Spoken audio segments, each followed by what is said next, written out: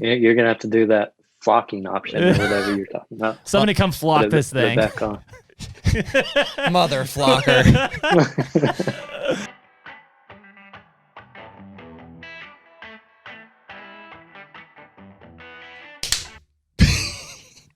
And we're back. Should I let you do a real one? No, it's a clap. It's just syncing things up. All right. Colton's the one who's gonna be pissed at you for You pissed, bro? doing it wrong. You mad? Yeah. So, HUNTR Podcast. Back again. 29, episode 29. Whoa, almost at 30. 29. Yeah. That's the maximum I can count on 2 hands.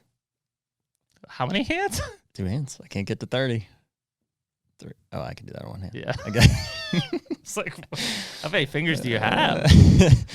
4. Well, I mean, there's not a ton of prelude to this one. Another guest joining us. Mm-hmm. Midwest Whitetails, Jared Mills. Mm-hmm. 41 North, Jared Mills. Mm-hmm. Excited to have him on. I did a podcast with him. Was that earlier this year? We talked about some of the like winter survival and stuff. And so now here it is, July and summer and velvet growing season. And I know Mike has shared a super giant that he's already got on camera. I'm not sure what Jared's got, but that's Magnum. Part of today's discussion is kind of see what those guys are up to. I assume another couple weeks and they'll be out of the off season and into Midwest Whitetail full swing again. Yeah, I want to say they start that in mid-August. August sometime. Yeah. Yeah. So another few weeks. Yep.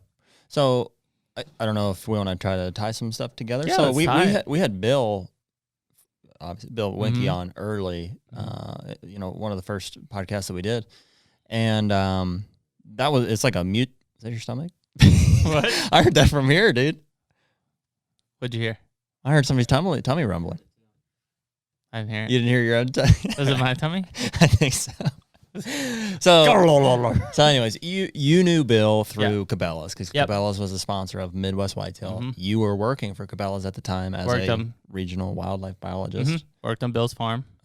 So you did a lot of food plots, and we don't want to take credit away from Bill, but I think you found a couple of the bucks. That he ended up killing. And yeah, it's because he didn't like to run trail cameras during hunting season, which I was like, what? Yeah, whatever. Yeah. And so Jared was at Midwest Whitetail during the time, or and so at that point, Jared had lived local to Bill. Mm-hmm. He doesn't now. I think he's moved to Iowa City, I think, or Des Moines or something. You can ask him. But at that time, he had lived in Albia area because Jared, I think, also was part of the original Muddy team. That's right, back in the day, and Bloodsport. Mm-hmm. Yep.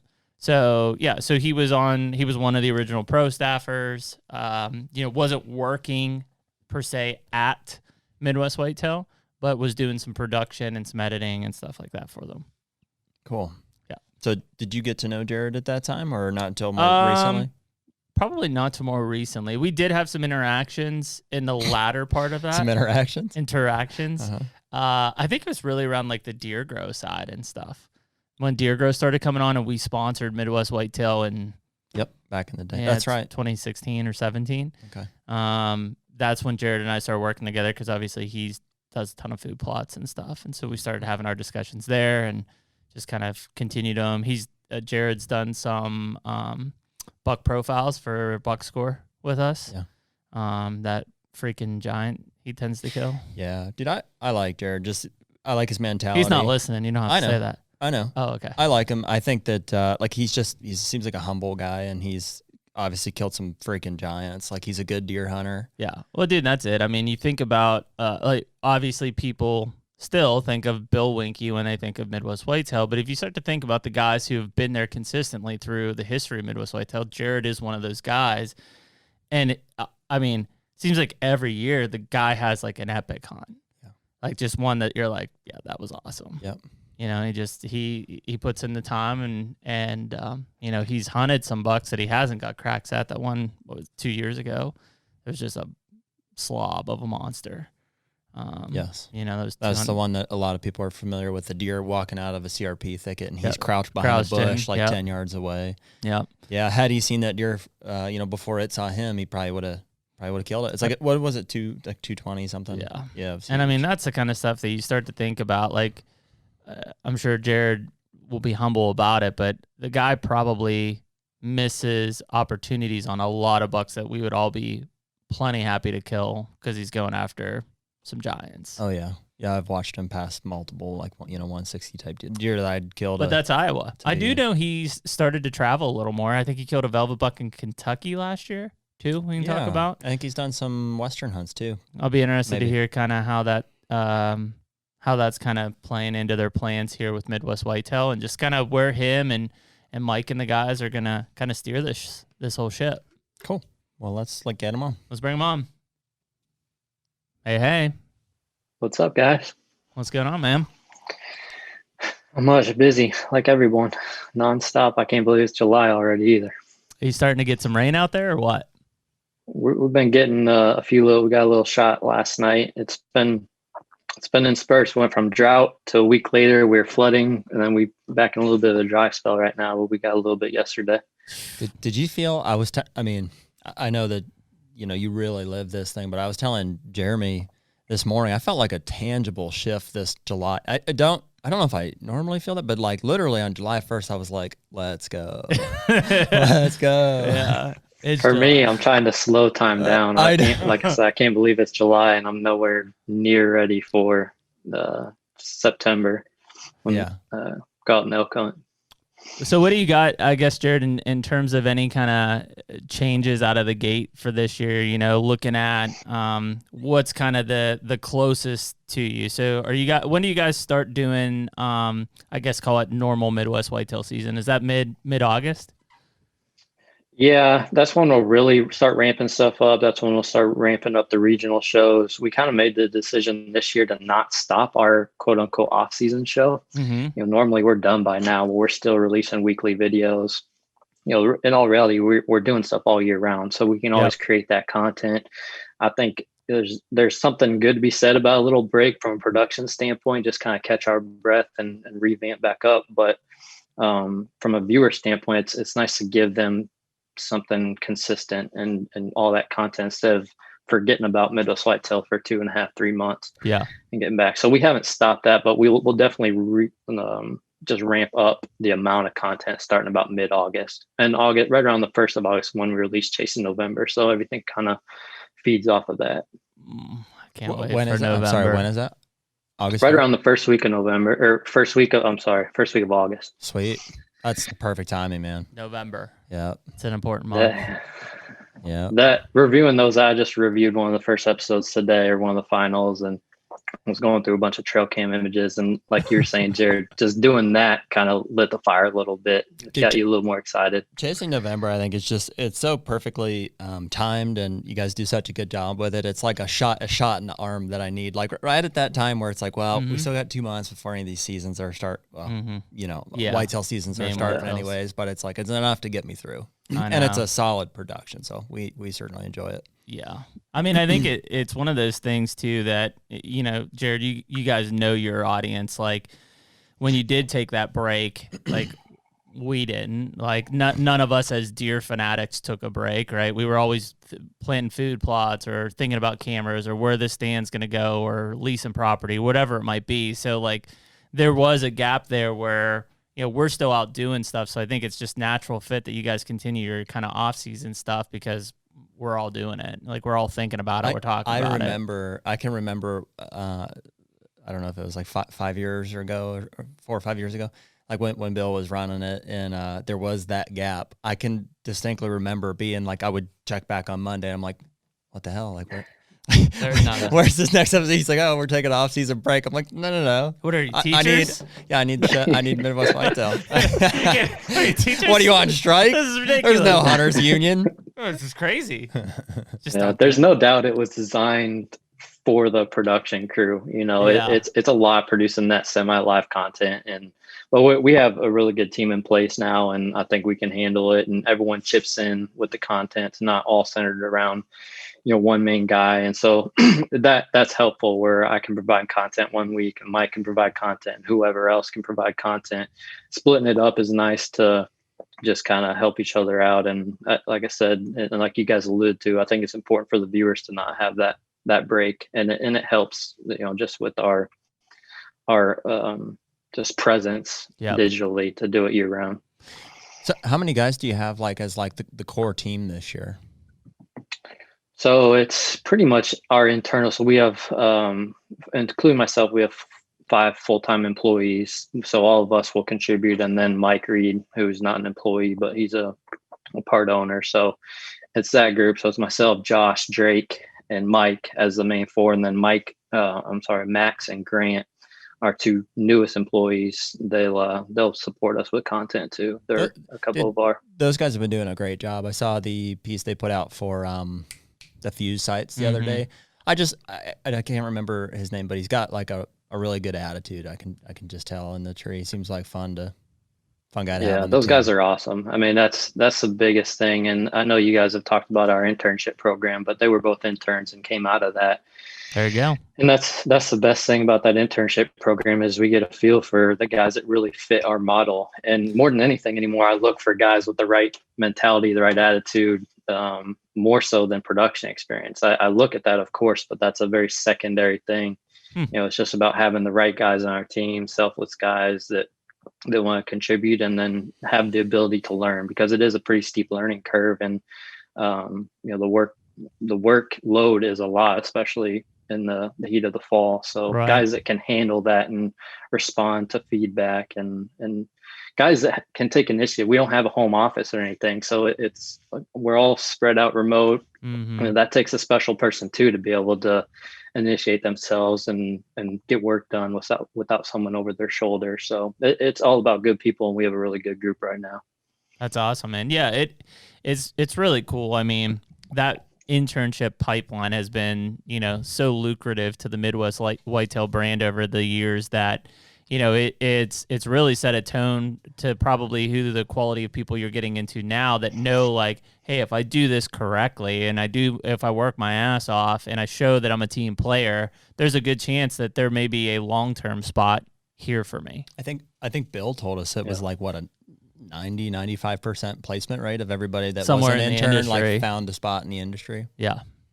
Yeah, it's awesome. It's awesome to create that reputation because that increases the strength of our candidates, obviously. But I love when we get towards the end of the year, I have a number of companies that reach out every single year saying, hey, you know, how'd the internship program, you got anyone you aren't hiring that'd be a good fit?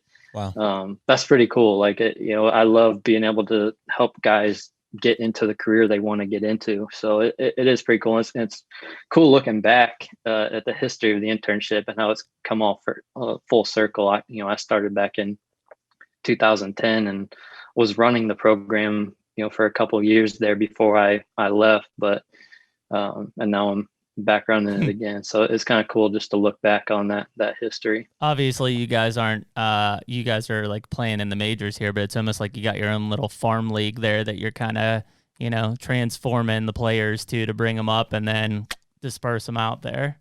Yeah, it is cool. I mean, like you said, it's cool to be able to trial people for sure too that fit within our company, but I enjoy making it and all our guys, Josh does a really good job with the internship program too, but we want to make that as good of an experience as real of an experience as possible for those guys. Cause you know, it's just as important to show them if they don't want to do this, or at least not work in this side of the hunting industry.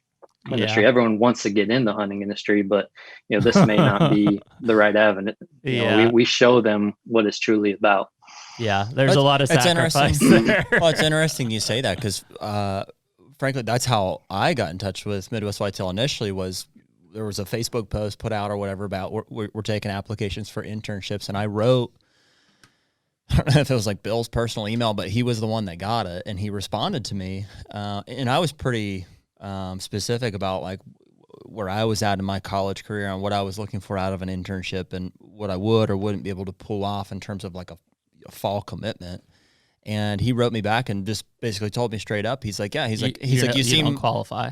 He's like, no, he's like, you seem like a great candidate. And he's like, I'll tell you, he's like, I don't think what we're offering here is what you're looking for based on what you're telling me, which is actually, you know, what year was that? Do you remember? Oh, it would have been my 2013, maybe? Junior year in college. I graduated college in 2016. So it's 2015? 15? ish. 14, 15. Yeah. That would have been in the middle of my kind of hiatus from working in the Yeah. industry. I still always produce for Midwest Whitetail, and I produce content from my house when I was doing a different career, but that would have been the time that I wasn't working full time for Midwest Whitetail. Yeah. I think that's when I was 14, 15, because I was still at Cabela's. Because then Bill was like, oh, yeah, just talk to this guy. Well, that's how I like, met Jeremy. right. Yeah, it was because Jeremy was at the farm quite a bit for Cabela's. And just so Bill introduced us, and so I've been working for Jeremy basically ever since. Mm-hmm. Sloppy seconds. Sorry, it's working out. It's cool to look back on that, and I think there's so many people with similar stories as far as trying to get into this internship. I think I started watching Midwest Whitetail right around when it came out. I was in college at the time, 2008, 2009, and I was getting ready to graduate. And I reached out to Bill, same thing.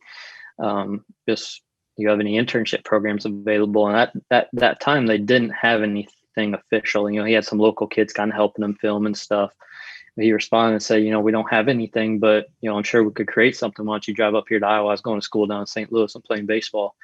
Why don't you drive up here to Iowa and we'll just visit for a while and see what we can come up with? So I drove up and we sat in his basement and talked for a couple of hours, and we kind of created this internship and added one other guy. So it was myself and a guy named Alex. We were the two interns that year, and it turned into a full-time job a few months later. But it's just, it's crazy how things like that, that's all it takes is an email and a conversation, and that's how it started. And then, the classes of interns we've had in 2011, I was, somewhat running the program, and that class, look, is Warb and Sam Sohol and, all these guys that are doing some really cool things in the industry now. And, that used to be just us in a little office in Albia. And it's so funny that just Bill started with the neighborhood kids. Yeah. It's just Bill and the neighborhood kids filming their hunts. Pulling in your Koski and those guys. Yeah. It is exactly. It's so nuts, man, to think that. Well, and,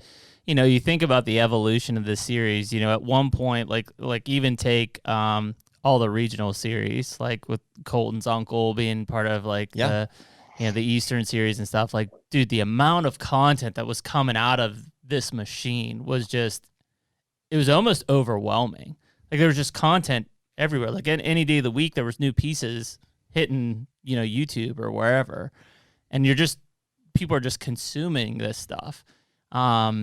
And I think that it was so undervalued at the time, right? Because TV still was like the dominant factor, right? And then here comes this like digital push, and there's all this content, and it's living on the website and wherever else. But it's like, I don't think the industry and maybe even the hunting community knew how to take it, because it was so different than what we were used to. Like, nobody really just got on YouTube and watched stuff at that time still. Like, it was still young in its days. And now here's this like very regimental business that's coming out and saying, hey, we've got content Monday, Tuesday, Thursday, Friday, like all hitting from these different regions, and here's the main show. And it's like, whoa. Yeah, man. Well, I don't know if we want to go all the way down this road, but like, it seemed like that Outdoor Network essentially got, or just outdoor content, the Outdoor Channel essentially, and Sportsman's Channel, like those things all got completely turned on their heads. Yeah. Over the past, since I've been working here, 6-7 years, to where, it still exists, but it's even you guys felt the need at some point to be on Sportsman's Channel, right? That it was like, hey, Midwest Whitetail has to be on Sportsman's Channel. And you did that for several years.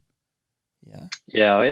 It's the timing is probably one of the most impressive things that Bill did such a good job with over the years of the course of growing Midwest Whitetail. You talk about the timing of chasing November, all that stuff is intentional, but even just the timing of going digital, timing of pulling off the Sportsman Channel, Jeremy, like all that stuff Bill did such a good job with. And, I don't know that he could have predicted all those things to work out the way they did, but looking back, it was, just perfect timing on how we grew the platforms and how the hunting industry may not have been ready for it, like you said, Jeremy, but it was good timing and it wasn't YouTube, the big one at that point. It's just the .com website. Yeah, the .com. The timing of that was great. And it was just access to information and, guys just winning the local stuff, the stuff throughout the country. And it was just, it's cool to look back on and see where it came from and where it's at now for sure.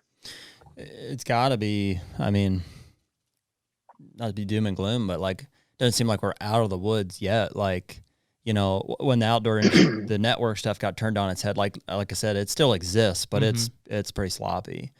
And so like YouTube has really become the primary platform for like all things outdoor industry, essentially.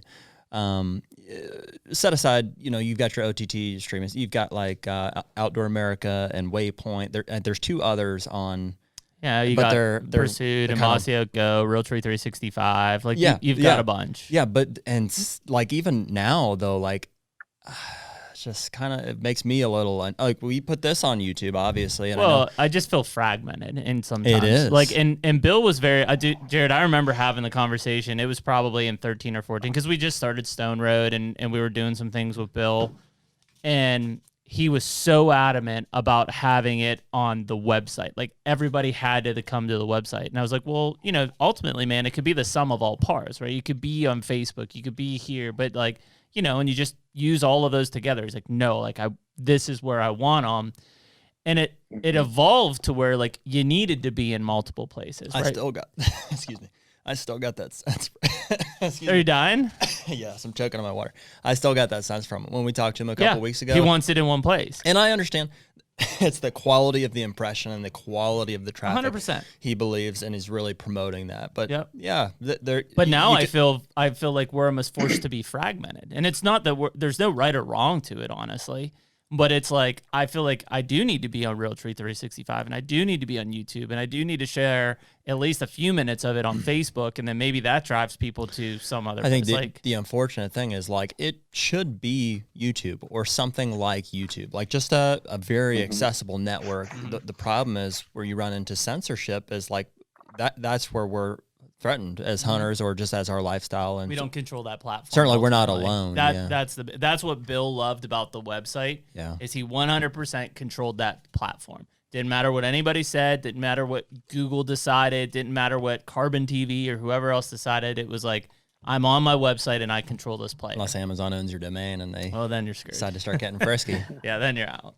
Yep. Well, I mean, the hard part is you can't force viewers to go to the platform they don't want to be on. If they spend all their time watching videos on YouTube, you unfortunately have to be there until YouTube goes away, which it could tomorrow. We all know that. Yep. But then the problem is that fragmentation, like you alluded to, like there's not one single place beyond YouTube that's going to have that. And people talk about like, we need a hunting industry YouTube, that's never going to go away. But the problem is there's just too much competition. Everyone wants that platform, whether it's Realtree 365 or the Mossy Oak Go, like those are always going to be two separate things. So there's a lot of different places you can find that content, and there's nothing really set up that's bulletproof for the future right now, in my opinion. Well, we have different interests. Like if I want to listen to music, I can still do that on YouTube. If I want to watch something about fishing, I can still do that on YouTube. That's the problem with any hunting exclusive anything. Like if I've heard so many people say, oh, I want to make Facebook for hunting, or I want to make YouTube for hunting. And it's like the people aren't going to be there. Even the hunters, like we want to be where everyone else is engaging with, all topics. Yeah. And if I want to dip my toe in hunting, that's where it should be. And if I want to look at family photos or whatever it is, there are obviously different platforms for different things, but I just see such a weakness. Obviously it worked out and you've got to where you guys are on now, but I think the website, maybe weakness is the wrong term. Like it's not ever going to be as powerful as YouTube, because that's where the viewers are at. And in the same way, it doesn't seem like you can do that with anything. I mean, that's the fear of getting handcuffed by YouTube, is like you become more and more dependent on a platform that you don't control. Yeah. So yeah, I feel like you have to be diversified. You're forced to be diversified at this point. Yeah. Yeah. And it goes back to that quality of view discussion. We still see it when we look at the people that consistently go to our website and watch the shows there. They are, I would consider, a more influential viewer. Like they are bought into Midwest Whitetail. They go there on a daily basis to check new content. And, you know, whether if that matters to our partners or not, I don't know. It should, but we don't ever want to get rid of it for that standpoint. You know, YouTube, you get a lot of views that are non-subscribers, just guys popping in, they see a thumbnail, whatever. Yep. But the MidwestWhitetail.com viewers are the Midwest Whitetail community, the very loyal consumers of our content. So it's a lot more quality view, and we don't want that to go away. We have discussions about this all the time, but we're working on finding ways to make the website a little more user friendly, a little more attractive for guys, more reason to go there. You know, potentially maybe mobile app type of situation where it's a little more accessible, a little more easier to digest and get the type of content. It's not so overwhelming, things like that. But we don't ever want to just say, all right, we're just going on YouTube. I don't think that's a good future proof. It's an interesting point because, I mean, obviously, like we talked to Warb not too long ago on here, you know, there's part of me that worries for those guys because they're so invested in YouTube, right? There's a website. Nobody goes there, right? Everybody goes to YouTube to watch the hunting public. Look where we came from, though. Like, whether you like the Outdoor Channel or not, like at one time, it was on the cable package that everyone had, and it was where all the shows that you could watch, it was all there, and it was so great for that reason. And then when it kind of like it got divvied up, or what, people started getting interested in digital, and like certainly they didn't keep up with it. There is no one place. And I wish that there was. Like, it seems like if you could find a way to get back, like, I'd love to see a Midwest Whitetail website or app that was super user friendly, and certainly it would get some traction. But ultimately, like, I think it's in the industry and in hunters' best interest that there's a single platform like that represents hunters on a more accessible network than obviously the Outdoor Channel has kind of gone away in that essence. Yeah. And I don't think it's YouTube, unfortunately. So I guess with all that said, Jared, kind of obviously we're several weeks away, obviously from. Is this your change of subject? Yeah. Well, no, it's a transition of like you got Chasing November coming, you've got continued off season, you've got the news. So what's your plan? Like where are the places that we're going to be able to find Midwest Whitetail in this fall? So obviously the two we talked about, the website and YouTube. YouTube still dominates our viewership. That's where we get, upwards of 80%, 70% of our views probably. We're on Realtree 365. We'll be on Realtree's YouTube channel as well. We're on Waypoint. We're working on the Outdoor America that you guys have mentioned, working on getting some of our content there. Amazon Prime. We're scattered. We're kind of all over the place, man. Let me just I mean, it's, and a lot of it's you're just there because it doesn't necessarily hurt you. You don't really, the views in what I've seen, you don't really lose views. They're not stealing views from something else. You're actually gaining just people that are spending their time there. That's where they watch the videos. If it's Amazon or whatever, you pick up some new viewers there, but a lot of it's this whole digital game. It's a lot of trial and error. You just kind of try stuff, see what works, see what gets good responses. Waypoint's been really good for us. We've been working with them for a while, and we get a good amount of views there. But YouTube, right or wrong, still dominates what we do right now. Yeah, for better or worse, like this digital age of content consumption has certainly leveled the playing field for people to get creative on how to get views and how to get, good content in front of people. For so long, it was like whoever can afford the cost to be on Outdoor Channel and whoever has the connections to the sponsors, those were the guys for so long. But now it's like, and it's up for grabs. Like anybody can do that. If at least get discovered, right? Right. We've watched things that, I wouldn't necessarily say I tune in to follow them every time, but when they put out a cool YouTube video, like who's the guy from North Dakota that we always watch? Yeah, Jason something. Yeah, Bilabo. Jason Bilabo. He does basically one North Dakota mule deer bow hunt a year, and like we look forward to it coming out. You can take this and apply it to your YouTube strategy, as should we. we've found a lot of guys via specific research on areas that we're going to go and hunt. So we found Jason, and we should get Jason on the podcast. Yeah, for North Dakota. Because we drew in North Dakota and we were going out to do a bow hunt, and so I'm YouTubing North Dakota Badlands archery mule deer hunt, and sure enough, Jason's got 3 specific years. Same way we found the element. You know, we're going to Illinois, Shawnee Forest this year. So that's how we found those guys. They've been on the podcast here recently. So Jared, I know was it last year that you went to Kentucky and shot that velvet buck? Yep, it was last year. That was really the first time hunting out of state for whitetails in a long time. So that's what I was just gonna say. Like I felt like that was kind of outside the box thing. Is that something that you are looking at doing more this year?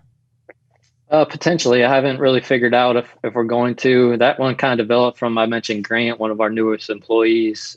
That's where he's from. We hunted one of the farms he grew up hunting. That's where we went to hunt. So he just kind of extended the invite, said it'd be fun to get some early content. We went down there and did it. So we may do it again this year. It was fun to get out early. And then we went straight from there to Montana for the elk hunt.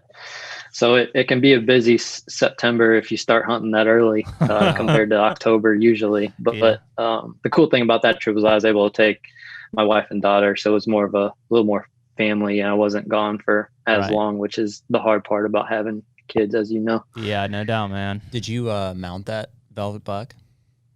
It is being mounted right now. Yeah. Cool. It's not finished yet. Got like a plug, I guess, for a company that we work with, but also a recommendation for, I guess I should ask you first, what has been the process for the velvet? Like, did you get it to a taxidermist right away? And I did. So I got it to him that night, and it was I think it's a pretty good, he does really good work. But I do not know what the process is that he does to the velvet, because my taxidermist up here, I called him right away, and he's like, when I shot the buck, he was coming out. Like it was probably the last day he was going to be in velvet. There's velvet hanging off the end of his beam. And so there's no time. I couldn't get back to Iowa. So I took it to this taxidermist locally there in Kentucky and dropped it off with him, September 5th, the day I killed. And I just got that back like a month ago, maybe. So that's how long it took, whatever process he used. That's how long it took for him. You do have it back. He just did the skull cap? I got just a skull cap and rack. And then I'm having my local taxidermist here do the full mount. But, gotcha. Can I ask? It was one of those deals where he's just checking in with them all the time, because my taxidermist was like, "Hey, where's your rack at?" Yeah, that's nerve-wracking. What did it run you? Can I ask? How much did it cost?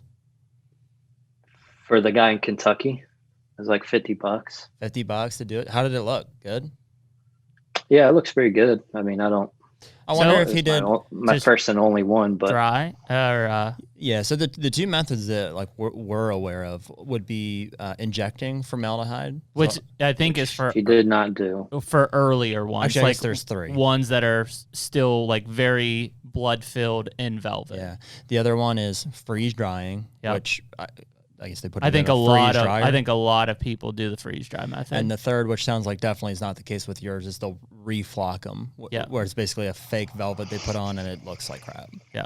So we work with a company. So I honestly think it was none of the above. I don't know for sure, but maybe there was something to deal with him soaking it in something. He soaked it for a long time. Maybe it's possible. So we work with this company called Velvet Antler Technologies, and their flagship product basically is something called Velvalock, and it's essentially just like it's a mixture of like mineral oils, some kind of alcohol and essential oils, and it procures velvet. So it essentially dries out the flesh between the velvet and the calcified bone underneath.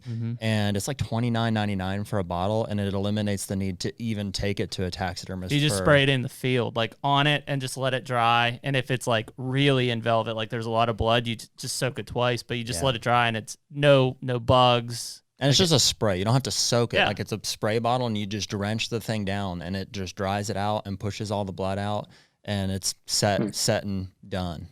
There's a lot of taxidermists starting to use it.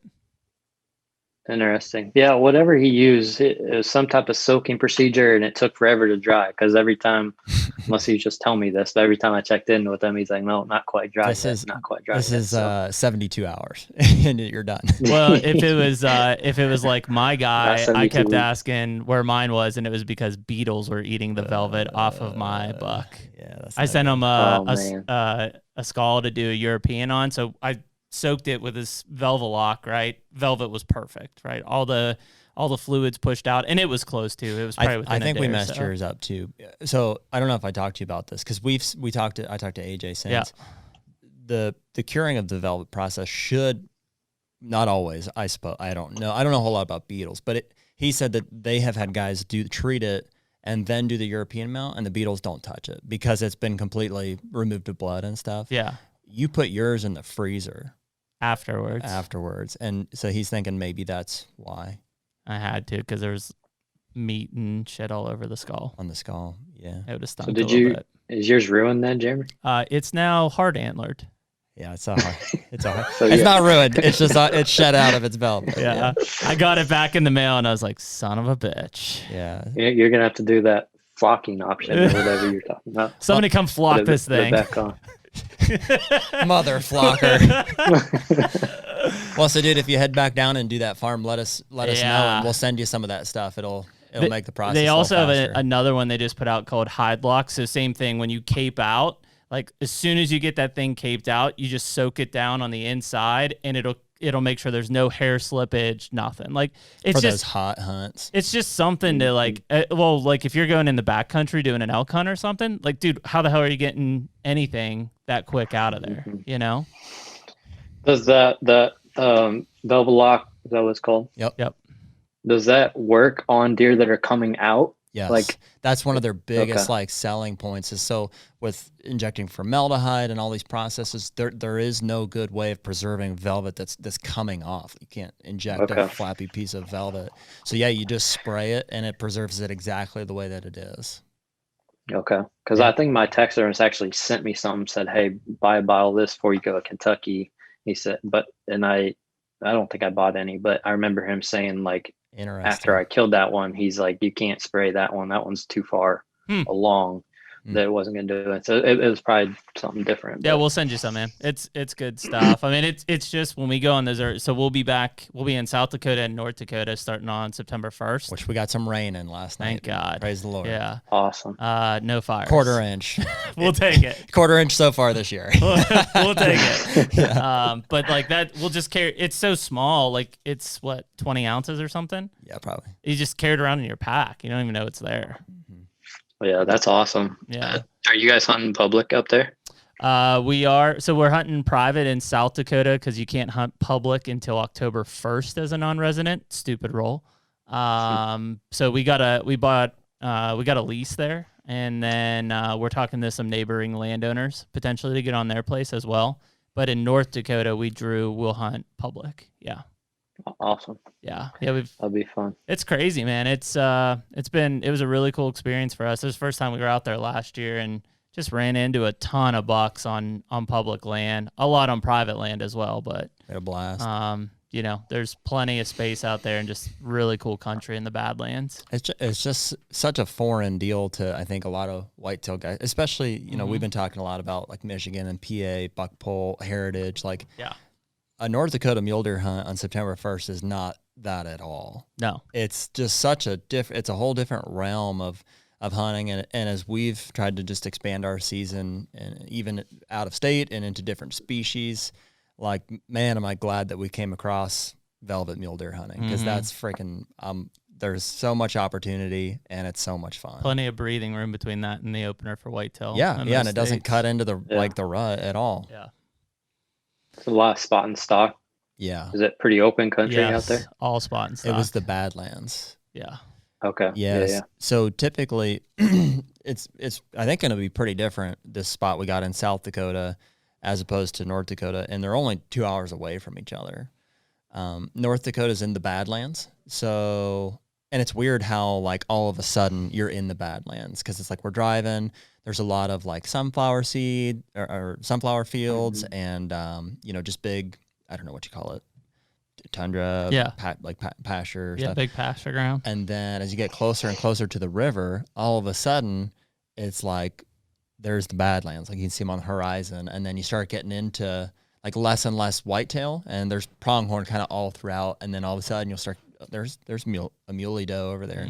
And then when you get into them, it's like, oh, like here's all the mule deer. Yeah. It's so weird. I described it like driving into like Jurassic Park, in that it's like, oh, like here they all are. Like this is where they live. Well, our natural attraction was like at the edge of the Badlands, but where there was like a ton of ag. And that's just purely the whitetail guy in us, right? We're like, oh man, look at all this food. Like these deer are coming in. And it's like, oh yeah, there's a whitetail, there's pronghorn, there's some muley does. Those are all whitetail. And you're like, man, like where are these bucks at? And then you get into the country where it's just sage and alfalfa bottoms, like deep. We were intimidated by the maps. Like we're looking at it, we're like, I don't know about this country. It looks pretty, pretty treacherous, pretty serious. And then, but sure enough, that's where they were. That's where they're at, laying under sagebrush. Yeah, I love those states that are so diverse like that. And I need to get back out and mule deer hunt. I hunted one time in western Nebraska.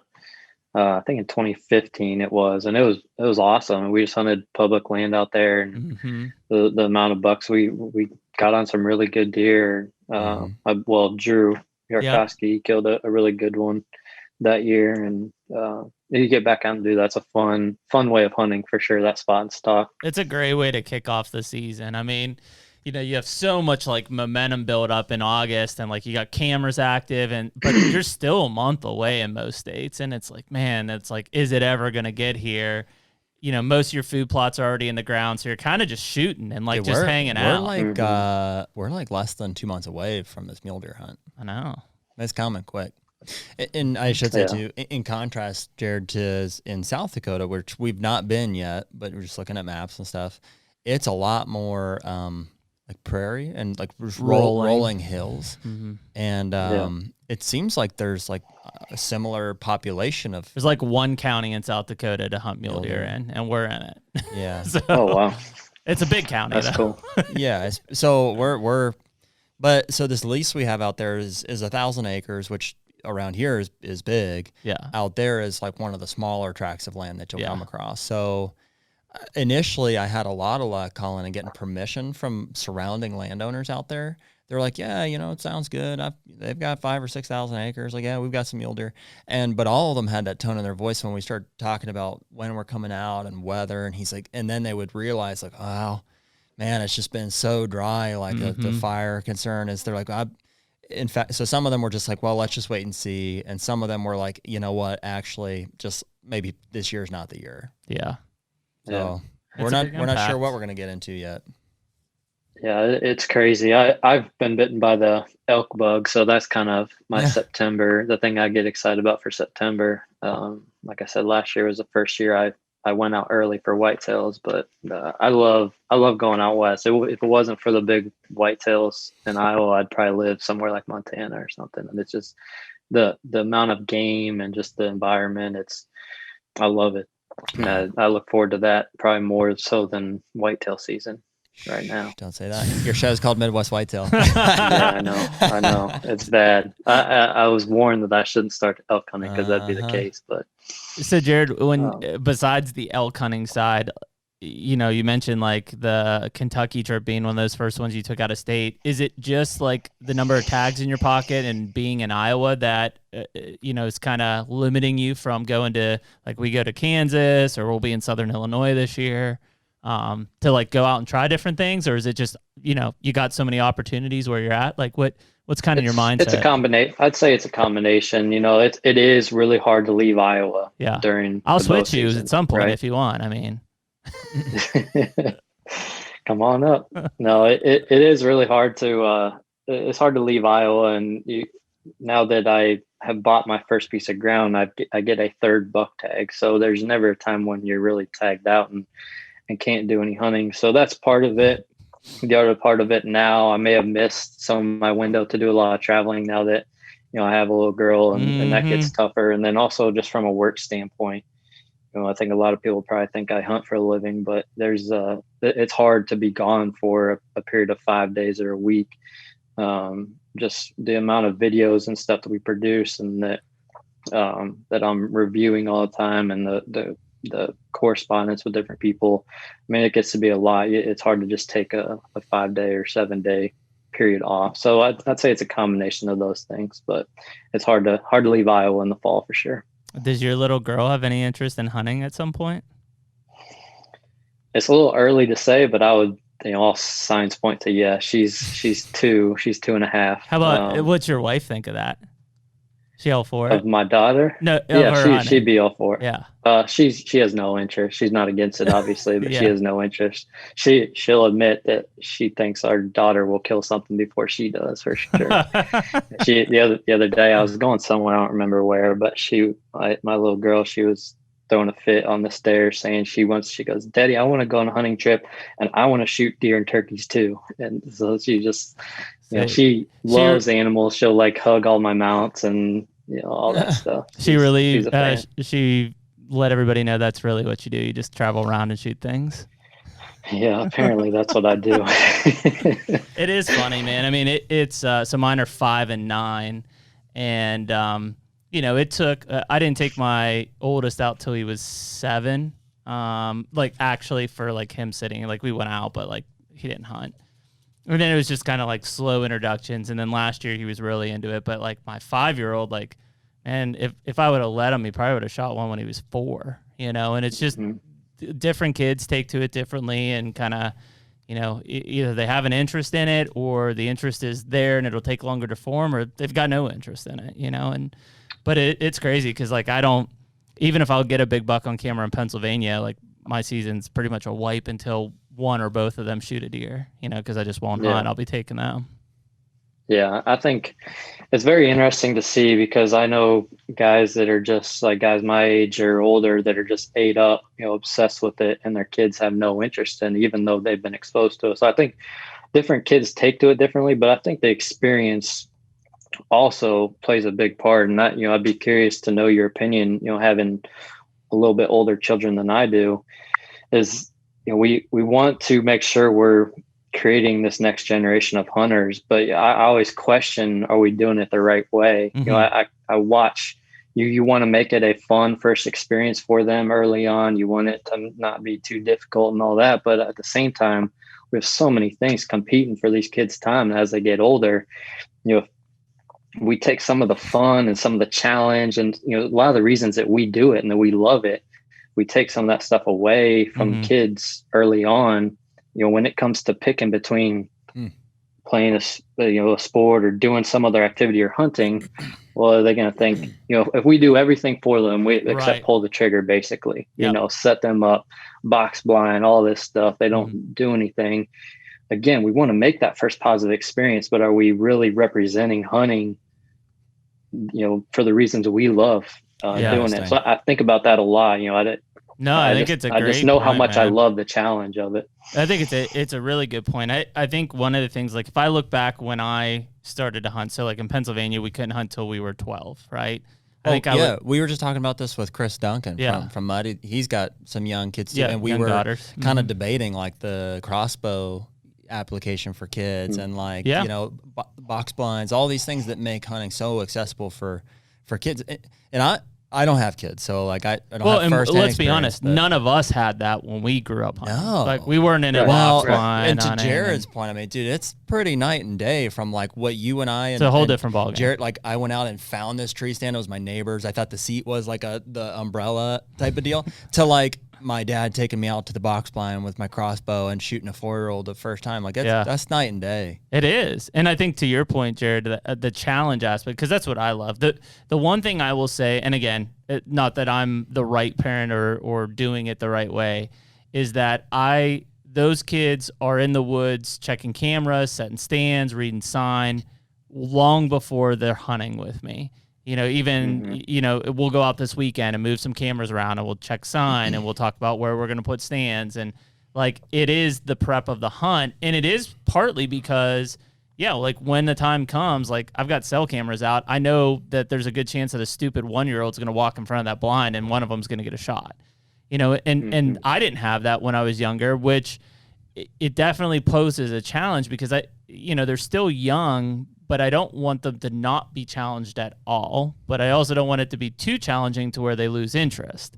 Where's that fine line? I think that's a good point too. There's a great way to expose them to hunting without actually hunting. Yep. Whether that's blood trailing or, like you said, checking cameras, trailing, cameras, food plots, all of that, like the stuff that, there's a group of us that still find that fun, right? There's people that'll look at that as work. There are probably 80% of hunters that will never plant a food plot. Like, they just won't. Right. I think it's almost more fun than hunting. Yeah. Well, up until cell cameras came out, I 100% think I scouted and checked cameras more than I hunted. 100%. That's what I love to do, is get out there and pattern them and figure them out and play this chess match. And then if I got to hunt and kill one, it was like, oh, cool, that was awesome too. But it was just the constant, like, finding these things and looking and searching, and that's gone, man. Yeah, I think it's key to include them in the whole picture. We all look at hunting as a year-round thing. All these different activities fall under this hunting umbrella, and including in them is key. I don't know. I've taken kids out before, but they've never been my own kids, obviously. So I don't have that full round experience. And maybe you're not in the minority, Jeremy. Maybe a lot of parents do that. I don't know. I just know when you watch hunts, a lot of times youth hunts, they look pretty set up, and I think everyone puts a lot of emphasis on making sure it's not too challenging in the beginning, because they don't want them to not like it. That's the first step, get them to like it. But I don't think enough people think about the further down the road thing, when they have all these other decisions and other activities they could do. Are they not going to pick hunting because their experience isn't that great? Like, it was fun shooting the deer, watching them come out into the food plot, shooting it with the crossbow and the box blind and all that. But is that really the fun part? Is that going to trump doing something with their friends or doing something else? Like, I just think that there's, like you said, a balance you got to find there. We got to think about both sides of it. Yeah, I think that's a really big point. I think there's a lot of opportunities to get them involved outside of the hunt. And frankly, I think all of them should be involved in those, in my personal opinion, prior to hunting, just to have some more respect for that. It's not just walking out there, sitting in a blind and shooting something. Like, there are things that go in, whether it's setting cameras, stands, planting a food plot, whatever, right? The big thing that I don't have a good answer for it, because I try to push it onto my kids without pushing it too hard, just mainly because they're not going to go hike through the woods for 3 miles with me or something, but is the sign aspect. Like, even today, with all the technology and everything we have, dude, there's nothing that fires me up than getting into a new piece of ground and just looking at sign and, like, buck rubs and scrapes. And, like, Jared and I were in a new place in Ohio. We're standing in this, what seems to be a decent saddle in this back corner. We're like, man, a buck has to come through here. You walk 30 yards away and you're like, yeah, big buck bed right here. And we got him on camera last night. Like, it just... Yeah. There's nothing more telling. Yeah. I don't think even cell cameras are better than sign. Yeah, 100%. They can tell you what the deer is specifically. Like, obviously sign can't do that, but nothing's more telling to where a deer is and how he's acting than we talk about it all the time. I think 100% can admit that my flaws now with cell cams are I rely on them too much, and I don't hunt when I probably should be hunting, and I miss opportunities. And I don't know how to fix that, because I'm trying to be as cautious as possible not to mess that opportunity up. But then when the opportunity is right, it's because I'm seeing them on a cell cam, and it's like, well, too late. Yeah. Cell cams can be a great tool for sure, and I use them, but I also draw my own personal lines as to how much I use them, just because, again, I think the challenge is the reason I keep going back out year after year. It truly is what drives me, and that's not with just cell cams, but all my gear. I try to limit myself to make sure I don't get bored doing it, to make sure things don't become too easy, that type of stuff. So, everyone hunts for different reasons, and that's great. I think we have to have that. But I think that's also an important point to make, is you don't have to do the same things that everyone else does. We run into that a lot, where people are always comparing themselves to other hunters. And, it's you guys know it as well as I do. It's an issue in the industry right now, but in general, I think just thinking about the reasons you hunt and sticking true to that is important when it comes to all these discussions, when taking kids out or the use of cell cams or anything like that. Yep. I don't know if this is like how to apply this necessarily, but like in my case, and this is maybe hard for some parents to hear. I don't know, man. I'm not a parent, so I take it for what it's worth. Like, the reason that I got so fired up about hunting was not because my dad was big into hunting. Frankly, like, I wasn't too keen on my parents. Like, when I was that young, like, I didn't want to be like my parents. They were just the one that grounded me and stuff. Yeah. My uncle was the guy that I thought was cool, not because he hunted, but he was cool. And he hunted. And so because he's the guy that I wanted to be like, and he, kind of exposed me to some hunting, didn't really give me any guidance. I never hunted with him until I was in my 20s probably, but he exposed me enough to really pique my interest. And then I'd pick his brain about it. I'd ask him, but he was just doing it, and I was just observing and thinking it was cool. And then I set out to figure it out myself. And certainly my dad played a role in that too. And as did some of my neighbors whose tree stands I found and, hunted out of and got caught. And, all those things led to me just like figuring out my own path into bow hunting. Yeah. I mean, I think it's a bit, everybody's kind of got their own way. I mean, no knock to them, but even look at Drew and Jordan. Like, those guys were always in early mid, and they don't like to hunt. Who better to have access to hunt whitetails in Iowa? And they're not that into it. They weren't into it. They were kind of a little bit at the beginning, and then just weren't. Sports took over, and that's like, so. Yeah, I mean, you just don't know how people, whether they're a kid or a new adult. We just got done talking about it with Chad from Michigan, but everybody's so high on this huge rush of increased hunter growth in 2020. It's false, right? I mean, the conditions that we experienced in 2020, none of us will ever experience again in our lifetime. And so to say like there's this big rush and there's this big renewal, and to almost be a little gullible to believe that it's going to happen or at least be stable in 2021 is a lie. It's not going to happen, right? Those people aren't going to hunt after they got involved. They're not going to spend tons of money like they did in 2020 because they got other shit to do now. Right. And so it's a weird situation when you start to develop it, but there's a core group of us, and I'm not saying even from an industry perspective, but just as a hunting perspective in all of our communities, there's a group of people who hunt, but not as serious as we do, that probably look at us and say, I really respect what those guys have to say, or how they approach hunting, or what their mindset is around kids and hunting. And when everybody's kind of, I want to say like jumping on top of each other, or just trying to say this is the right way, this is the wrong way, it just makes us look dumb. Right. No, for sure. And we have to just be aware of that. Everyone, again, hunts for different reasons. You just want to make sure you do the best you can within your situation to have a good influence on others, whether that be youth or people just haven't experienced it, because, everyone has different passion levels for hunting, right? But sometimes I think that's dictated by the experience they've had. It's not just a natural passion. You either have it or you don't. Sometimes dictated by the experience. So, part of that responsibility is on us. Yep. And, my story is really similar to yours, Jared. I mean, cutting your teeth on being self-taught as far as bow hunting goes.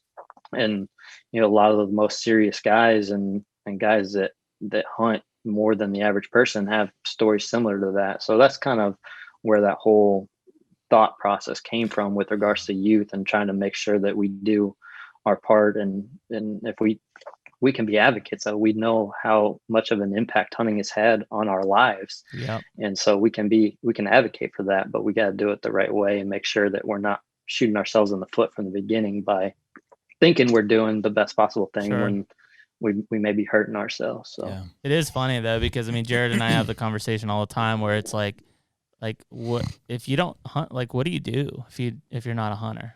Like, seriously, it's a funny question. Like, yeah, like I like to go fish, I watch sports, I do, but like I'm always thinking about hunting and bow hunting whitetails especially. So like, think about what do you do? Time and money is consumed in our lives by that activity or that passion. Yeah, if you don't, it's hard to imagine anything else consuming that amount of time. And it's just such a unique, I call it an activity, but it's such a unique like lifestyle. And certainly not everybody should hunt or can hunt or is a hunter.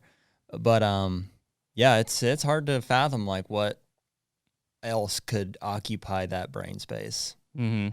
365 almost. Yeah. I agree. And people don't realize how much goes into it too. Like along those lines, when you are ate up with it and that's all you think about and you're doing something year round for that, you also create some good hunting for yourself. And so someone that doesn't do it on that level, we see people criticize those types of guys all the time and be like, well, it must be nice. You have this situation, that situation, whatever. That stuff gets created by what we were just talking about. That all in passion, and you can apply it to anything in life. A guy that's super passionate about weightlifting or some passionate about something, some sport or something, you see those guys are the ones that are at the top of their game and whatever that is. So I think hunting is no different. I think that ties nicely, Jared, into our conversation about like bringing kids up is like, and it's such a difficult thing like to grasp, but like the reason that hunting is so great and that we enjoy it so much is because it was such a challenge and we paved our own way, and like we learned things here and there, but that's like the freedom I think that hunting gives guys like that is like we've just embraced the challenge and taken it full on, and certainly it's not like we've figured it out by any means, but I remember the days of like, I think it was only once or twice, like I shot a buck early in archery season in Pennsylvania, and then it was like, oh, shit, I'm done. Like, what do I do? And it's just like that mindset is so foreign to me now, 20 years later, that it's like, oh, like it's not even close to being done. It's a good one though. Like when you have other opportunities, like when I killed this buck, dude, I was on top of the world because I was like done. Yeah. I did what I wanted to do and I had more coming. Yeah. But if it was the only state that I had to do, it would have run me crazy. Well, but I've always got guys that I'm kind of like guiding getting as well, through. kind of like on our property. I'm like, cool. Well, I can still be camp chef. I can still run cameras. I can move stands. I put my dad on a nice buck last year. It was a lot of fun for me. Yeah, but, it is interesting just kind of how that eats you up on that side. And so that's kind of, I guess, massive full circle. But like when you talk about now having like a third tag, essentially a third buck tag in Iowa, like you literally can piece together a full year of hunting in Iowa without ever being tagged out. We can in Ohio or Pennsylvania, like we're tagged and out. Yep. Like we got to move on. That's why we have other states. So we got to move on. Yeah. That's at least what I tell my wife. We're just one and we're done. So you can only get one tag. I can only get one. I mean, like, what do you want me to do? Well, but then, of course, I'm going to North Dakota too. Yeah, what do you mean? Yeah, exactly. No, there's nothing better than taking it the full season too. I mean, I have 3 buck tags.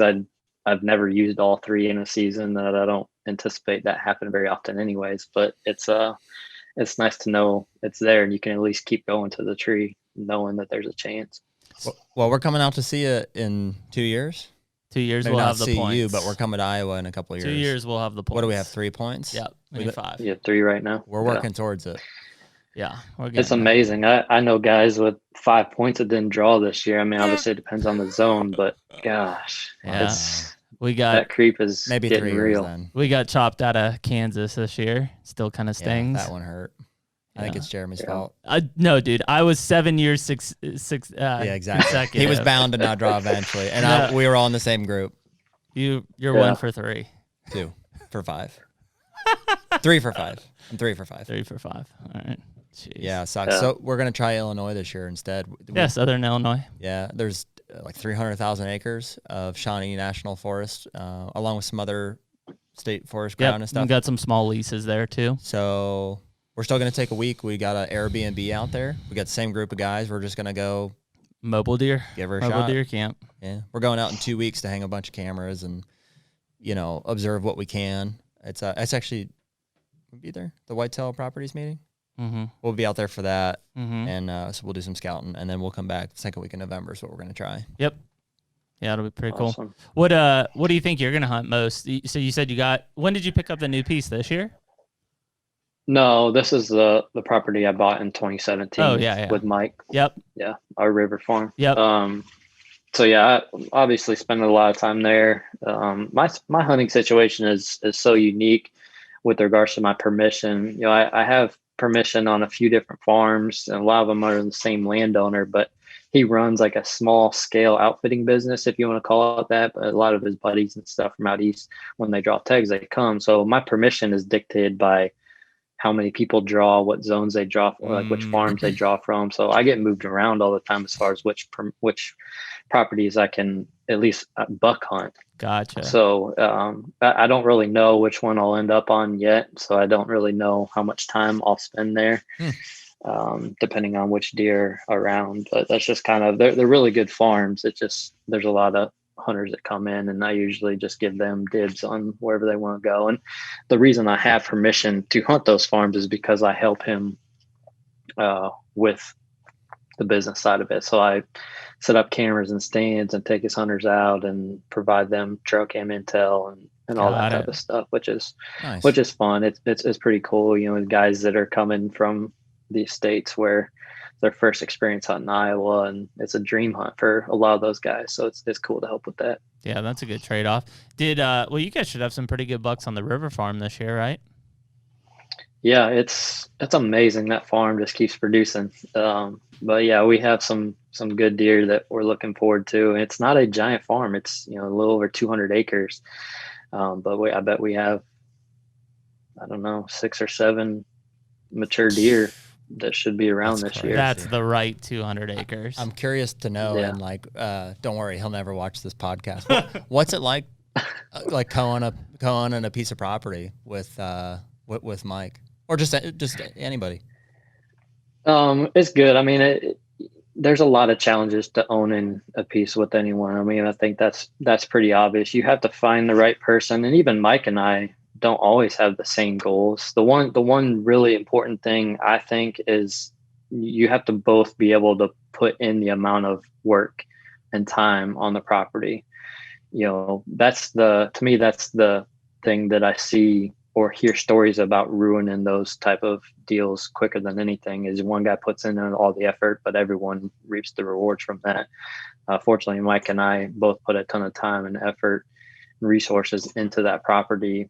That's not an issue for us, but you still come across little things, whether or not, because Mike and I hunt for different reasons, as do everyone, you know, so whether or not you want to shoot a certain buck or let it go, or, you know, hunting time is another big one. He has a career, I have a career, and, you know, trying to coordinate hunting time and schedules on a 200-acre property that can't really take a ton of pressure is always a challenge every year too. So we go back and forth on what the best strategy is there. So there's challenges, and we probably don't talk about that enough on the show. You know, I think everyone probably thinks it just looks like it just works really well, but there's definitely challenges. But for the most part, I think Mike and I have a pretty good relationship worked out to make it work.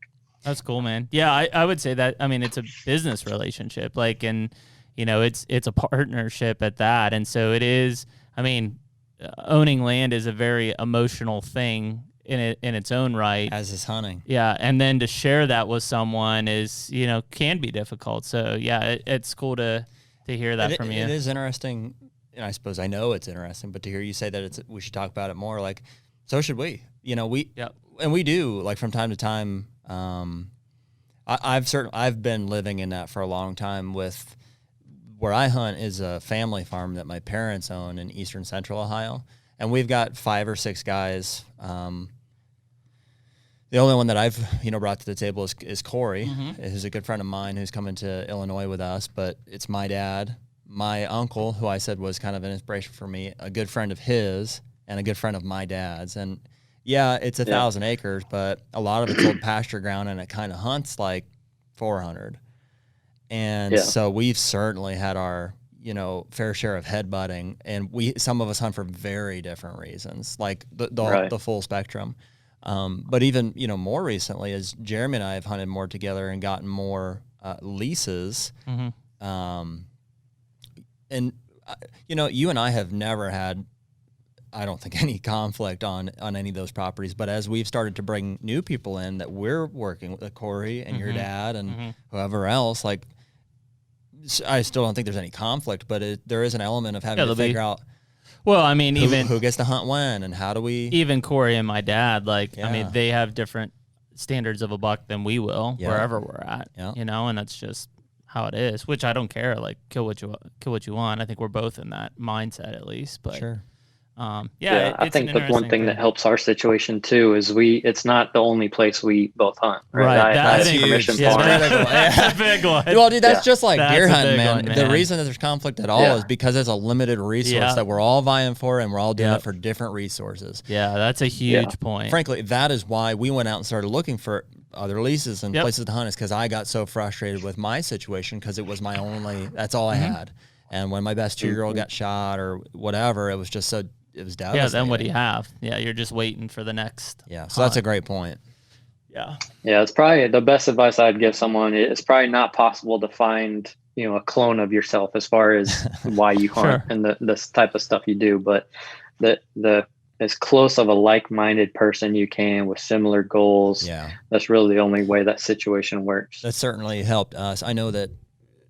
Yeah. So I don't know. Like I definitely share things with those guys that we hunt with on our farm, and I appreciate them for the reason that they hunt. It's great.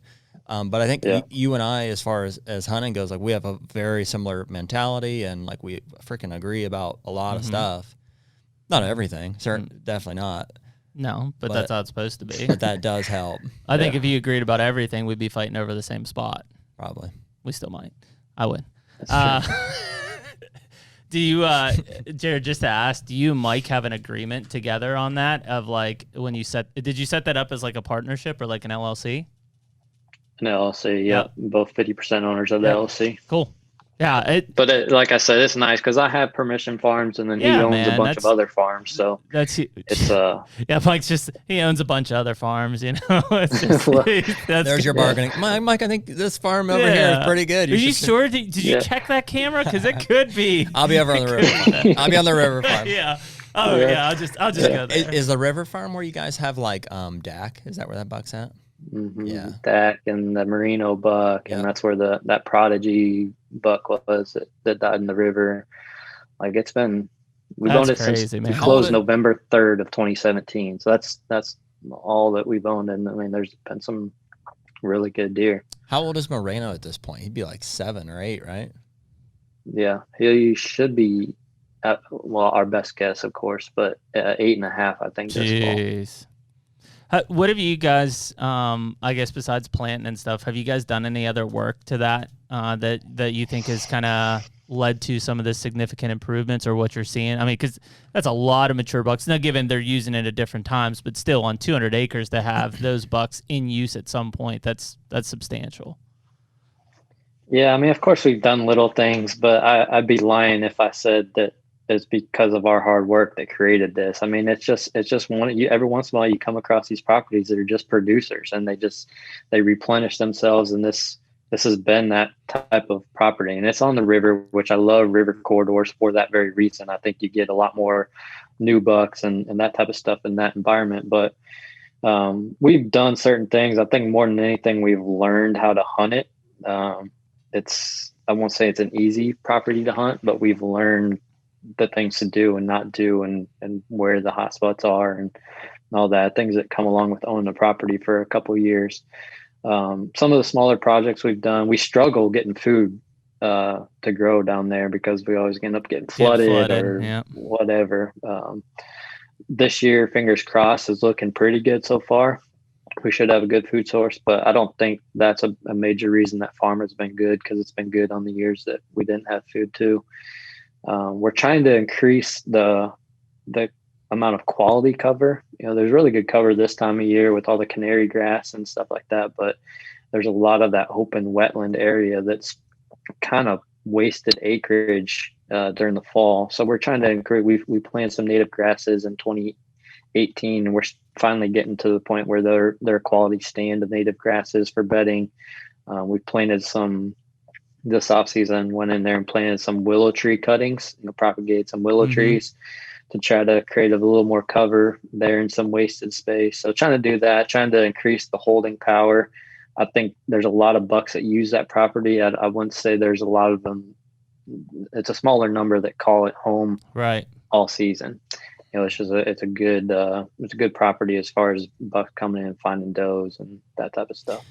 Do you know any of the neighbors or what that situation looks like? We know a few of them.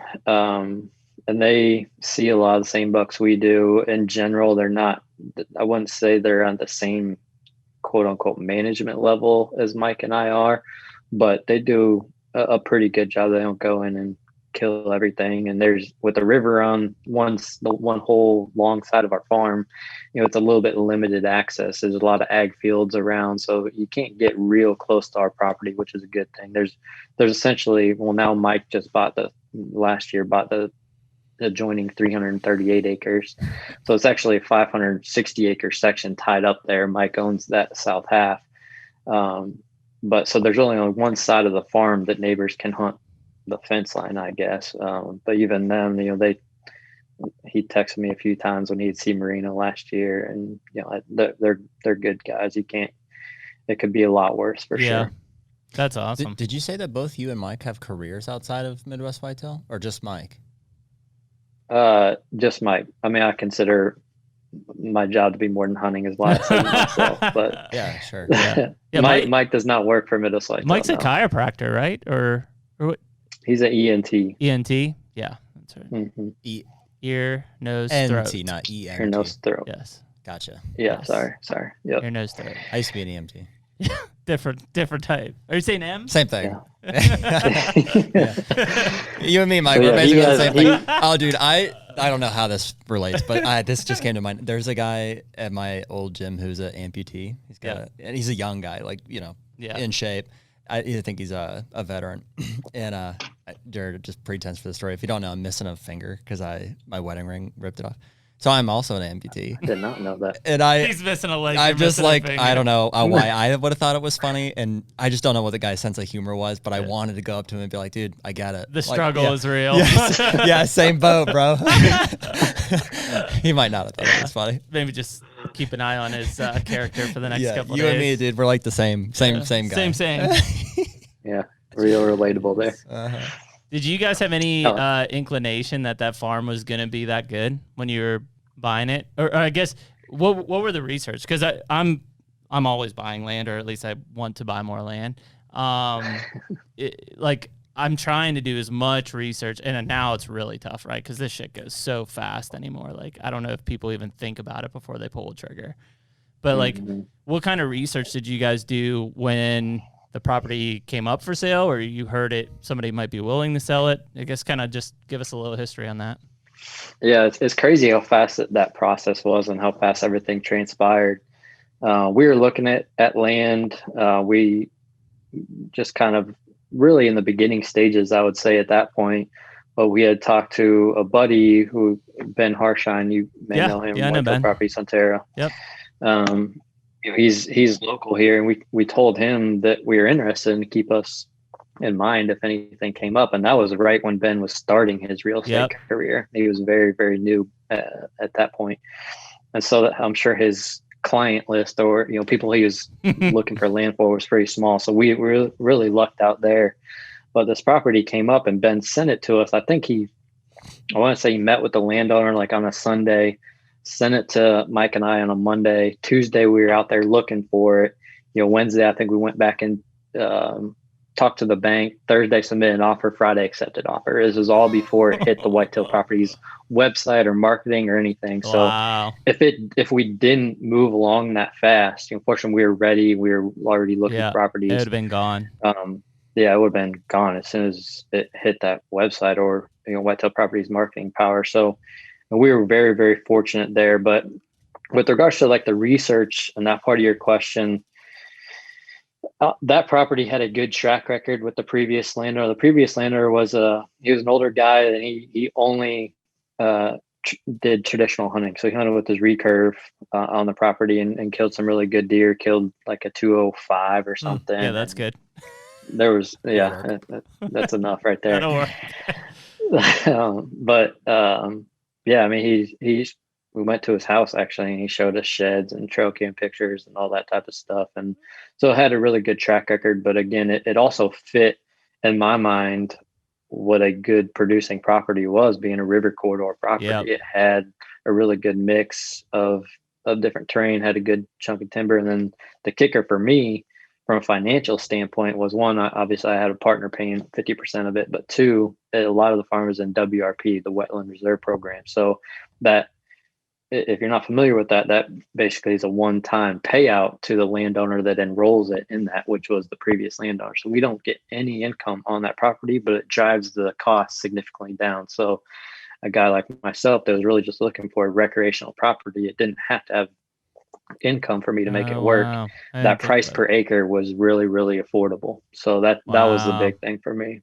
That's interesting. Yeah, that's a great point. I didn't even think about that payout being a depreciation on the actual value of the property when it goes back on market. Sure. It'd be like anything else too, like if you have an easement for anytime there's a one-time payout up front.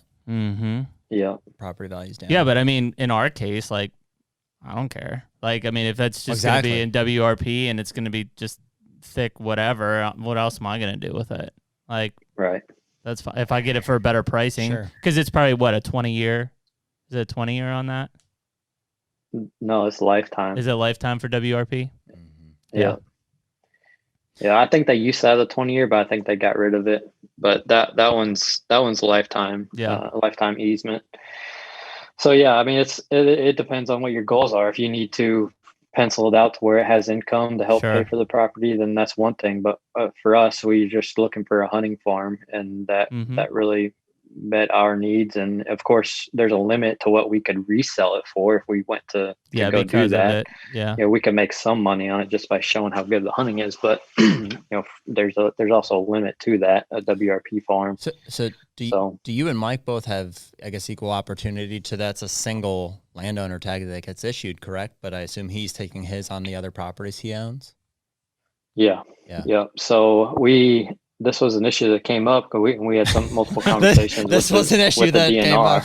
Yeah. Well, it wasn't an issue we were aware of right in the beginning, right?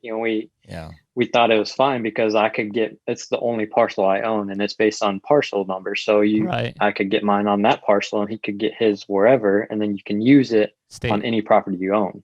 Yeah. So technically, we could both use our landowner tags on that property. Cool. And so we had, that issue had come up a couple of times. I think viewers would send in or whatever and be like, how are they able to do that? Which we haven't had that issue. Neither one of us have used both our landowner tags on that farm, I don't think yet. But we had a conversation with the DNR in Des Moines, and they said, no, you guys are doing it by the rule of the law. You guys are doing it the right way. You can get a landowner tag on any parcel you own, or you can get it on any certain single parcel, but that can be used on any property you own. So how many bucks have you guys ended up taking off that farm so far? Or rattle them off. You know what they are? So first year was a deer we called Gronk. Really, definitely the oldest deer in the farm. That's the straight down deal. Yeah. I remember that one. Mike and I switched in the tree because I wasn't ready to put my tag on that deer yet. And so we switched in the tree, and he came by like right after daylight in the morning. We hung this day in the dark. So that was the first year. That was the only deer we killed on that property in 2017. 2018, I don't think we killed anything in 2018. That was when I moved away. Midwest Whitetail, the business, moved to Des Moines. So we had to relocate. So I didn't get back hunted as much. Mike was hunting some of his other properties and other deer. And and that was also the year that flooded. So 2018 we didn't kill anything. 2019 we stacked them up in 2019. I was talking and finally realized you guys weren't moving. So it was weird, dude. So we lost you right when you were getting into 2019. I think you said we were stacking them up. Yep. Yeah, so 2019, that was our strongest year on that property. At October 27th, Mike killed that buck we called Todd Gurley. Yeah. Like mid 70s deer, I think. And then a few days later, November 1st, I killed a buck we called Andrew Luck. Snowy November 1st morning. Kind of back in what we call our peninsula, back in the big section of hardwoods on that property. We have basically 60 acres on the farm that is not in WRP. So that's that big timber section. We were hunting back in there. I've had really good hunts. It's in the big peninsula of the river. And then a few days later, November 5th, was when Mike killed that prodigy buck, that 200-inch deer. So in the span of from October 27th to November 5th, we killed those 3 bucks on that property. And then that's the time, late season, man. Mike missed Marino with the muzzleloader, so we almost killed Marino that year too. How old do you think at 200? How old do you think at 200 was? 4. Me too.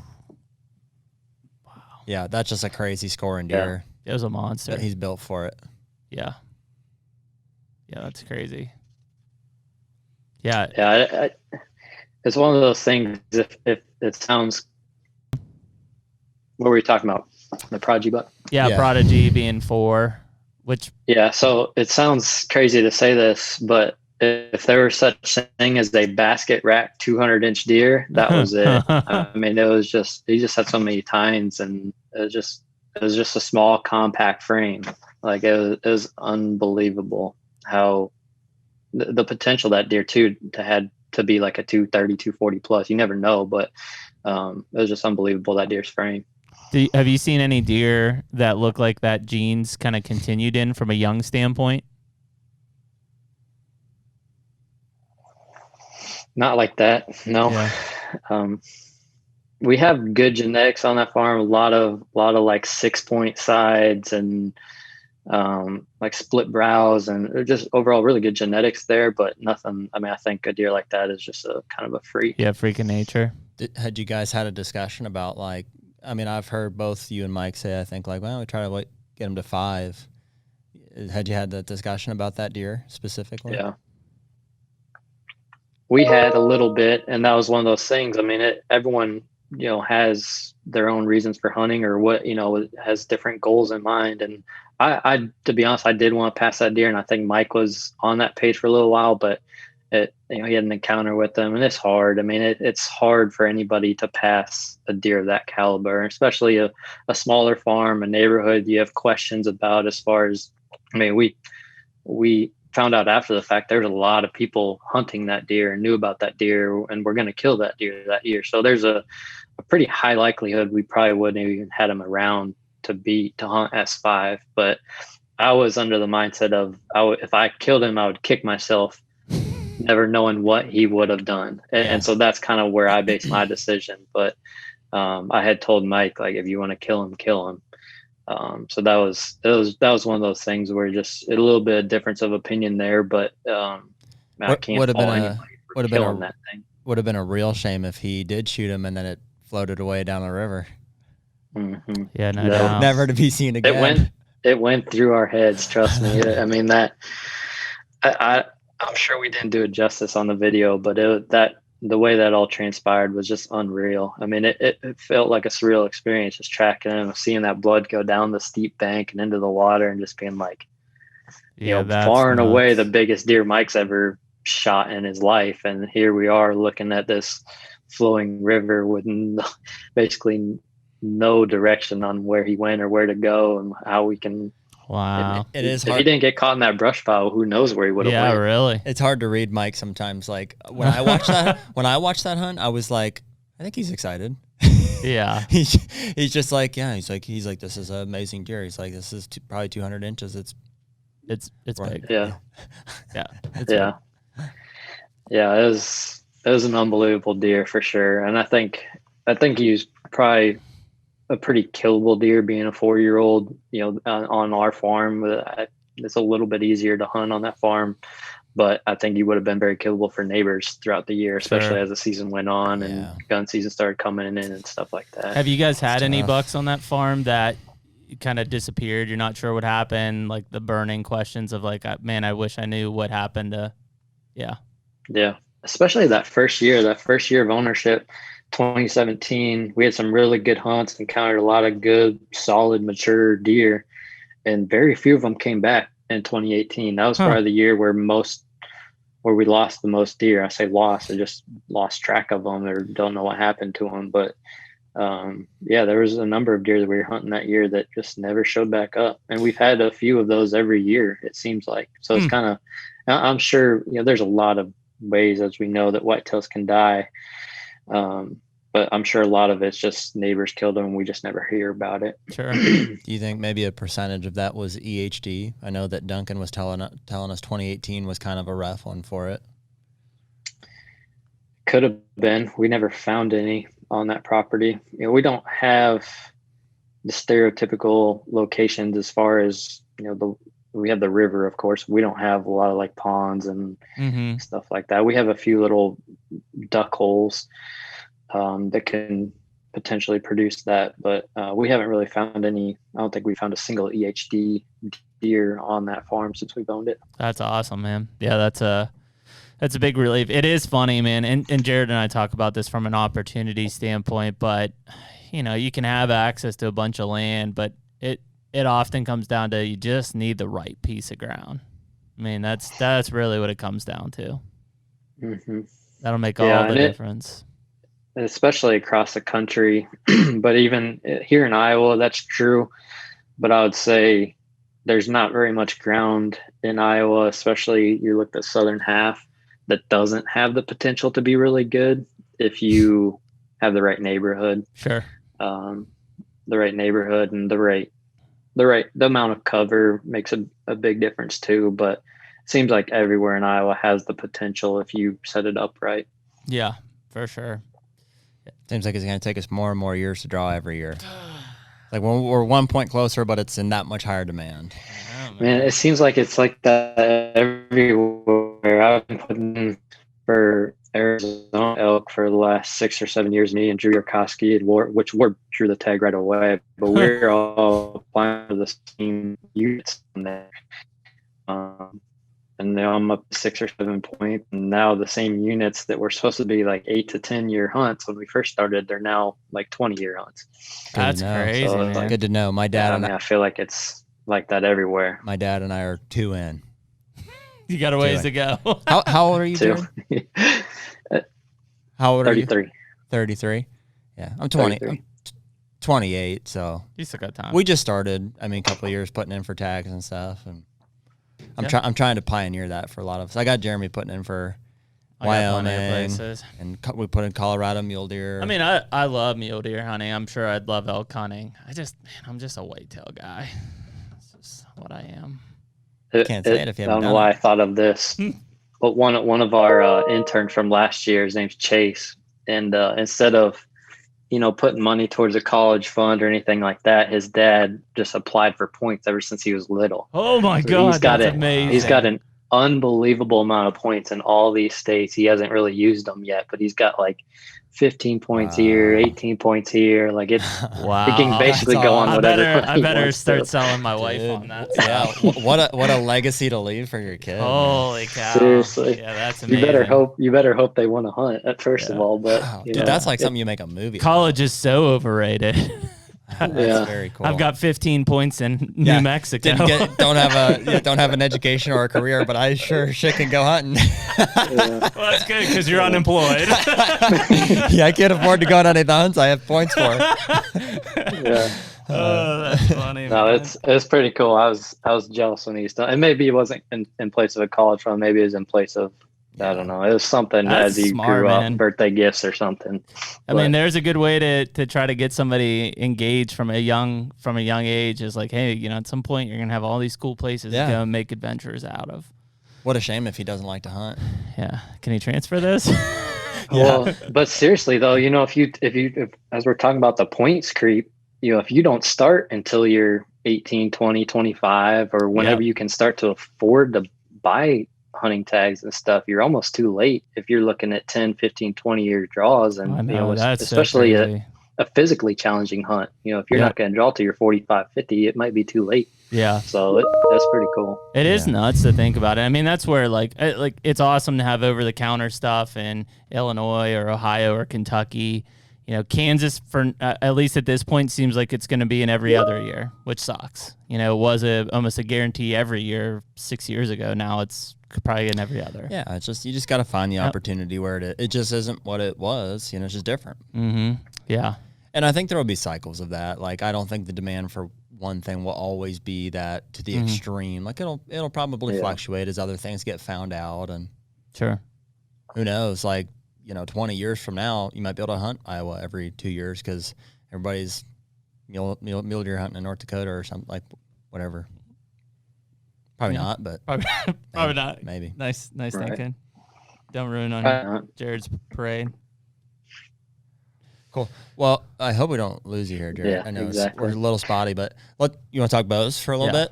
So, Jared, you're shooting the new RX5, as are we. Mm-hmm. We were talking a little bit before the podcast. Sounds like you love it as much as we do.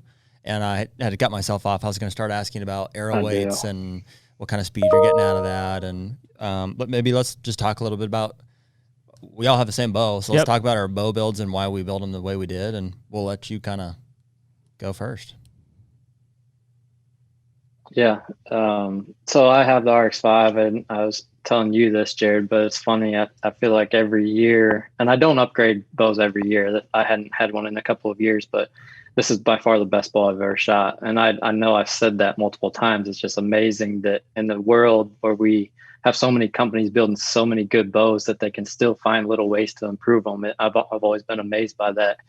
But I love this RX5. I unfortunately haven't had as much time as I want to really shoot it and get it dialed in. I kind of got it set up good enough for turkey season and haven't messed around with it too much yet. But I'm working on potentially a new arrow setup this year, and so I'm wanting to wait until I get that all figured out before I really start to dial it in and shoot really often. So love the bow.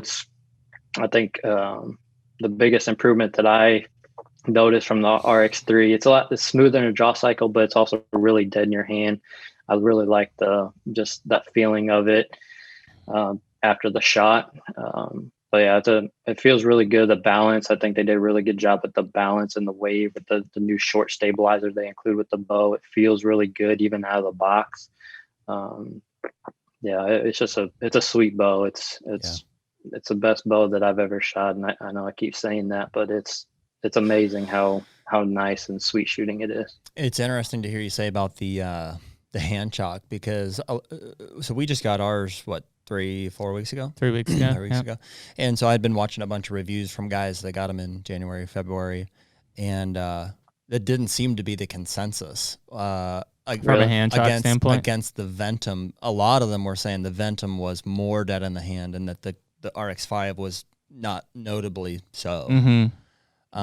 And I tend to be on that side of things. Like it's not nearly enough that I have any complaint about it. Like I don't, right. It's not like it bothers me, but like if I were to think about it, like, yeah, okay, I feel it. Frankly, it doesn't feel any different. So you upgraded from the RX3, which is a pretty recent model, obviously, and I upgraded from the Hoyt Carbon Spider, which is like one of the genesis of 15 model, that realm of the Carbon series. And like I would say, granted, I haven't gone back and shot that bow since, but just going from old to new seems pretty similar in terms of hand shock. Yeah, lots of other things are very different, and I think thought it's a much better draw bow, cycle was a big one. Huge. What's a different cam? Yep, it's a new cam from the RX4. Yep. So I thought that was a big piece of it. I think Jared might be frozen, but I think he's just disappointed. He's just really fixated on my. I think he's just my take on the. You're thing. Disappointed in your opinion of the dead in the head. Well, I'll tell you until he comes back. I'll tell you until he comes back on. Yeah. The hand shock is whatever, but I do definitely agree with what Jared was saying about the stability of it. I think it's a huge advantage that they've taken the stabilizer and lowered it. I think, that's I mean, nobody else has made that move, right? Not that I know of. I don't know what it is, maybe like a 4 to 5 inch difference where they've taken the stabilizer mount placement from directly beneath the hand grip, which it is still there and you still can use that. And they've moved it down to just above the lower limb pocket. And I think that's done two things: is it lowers that center of gravity, which is very noticeable, especially if I've got a quiver up top. You know, the more weight I have up top, heavy. And it also elongates essentially the stabilizer because it sticks out further than that part of the riser by probably 3-4 inches. Yeah. So not only that, but what else did Jared say that he liked about it? Draw on it. The draw cycle because of that new cam. I agree. Yeah. It's pretty sweet. I think the one thing that, again, kind of beating the dead horse a little bit is like, I'm coming off of shooting Matthews for the last few years. And I consistently just complained about how heavy that bow was. Not like to the point, like I killed a lot of animals. With you're late on that big improvement. Yeah. Unfortunately. Well, but it's the same weight.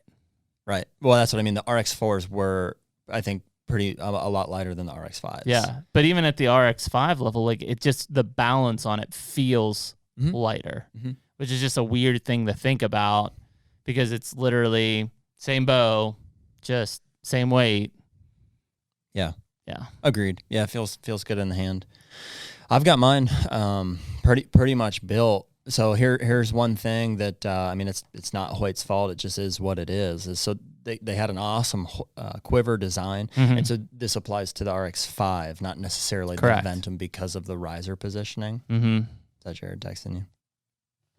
He's gonna try to reset his connection real quick. Cool.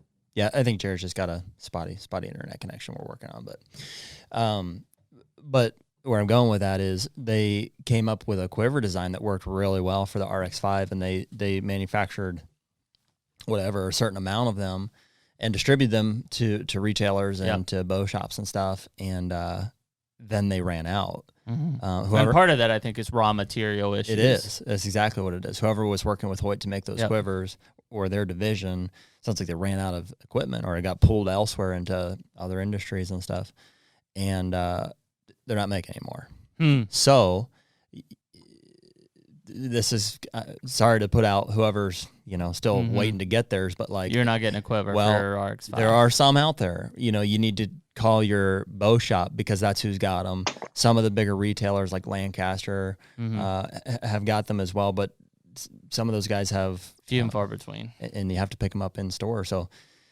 long story short, if you don't have a quiver for your RX5, you need to get one now, and there's a very limited supply in the country that are out there.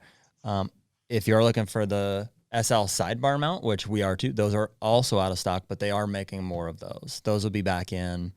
And that's to get our rear stabilizer on towards the end of this month. So yeah, that's something that I made the transition to, or that I'm deciding to this year, because I found out last year that I like shooting with my quiver on when we were mule deer hunting, especially because to try to take that off and throw it to the side is just not realistic. No. And definitely just having the weight of those arrows, especially mine at 470 grains a piece, I'm tilting a little, lean a little to the right. So that I'm hoping that sidebar mount on the left-hand side will counteract that. And I feel pretty good about that build. I like it. There you go, Jared. We'll try it. Sorry. You're good, man. I have no idea what's going on. That's fine. Hopefully we're good. So otherwise, I can try it from my phone if I get kicked off again. No, I just took that opportunity to talk about me. So talk about his bow. They are. It is good. Funny though, man. I mean, just like you said, Jared. I guess kind of where we are in technology and advancements that they can put out another bow that people will shoot and be like, "Damn, this is the best bow I've ever shot." Like, and I mean, I guess that's the challenge to the engineers at Hoyt is like, all right, how do we improve on last year's RX4? For an RX5. I think, and we didn't get a chance to talk about this earlier, but you touched on it, was that lower center of gravity by lowering the stabilizer. I think that's probably one of the biggest improvements that they made. Maybe that's why it feels more balanced, even though it's the same weight as my old Matthews. Yeah, maybe. I think feel is huge in today's bows. Again, we're talking about so many good bows and then maybe minute differences, but feel and how it leads to the confidence in you shooting is huge. Yep. I think that's so much that plays such a big part, being confident on the range in the field.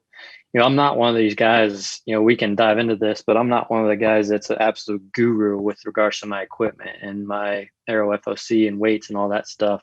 I find what works and I try not to mess around with it too much. Yep. I am messing around with my arrow setup a little bit just to try something new.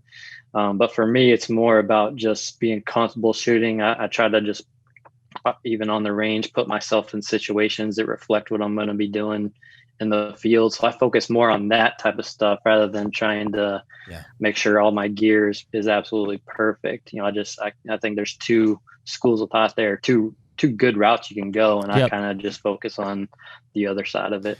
You want to give us a spiel on your arrow build? So the one I'm thinking about going a little bit smaller diameter. So I think I'm going to go from the 5mm to the 4mm.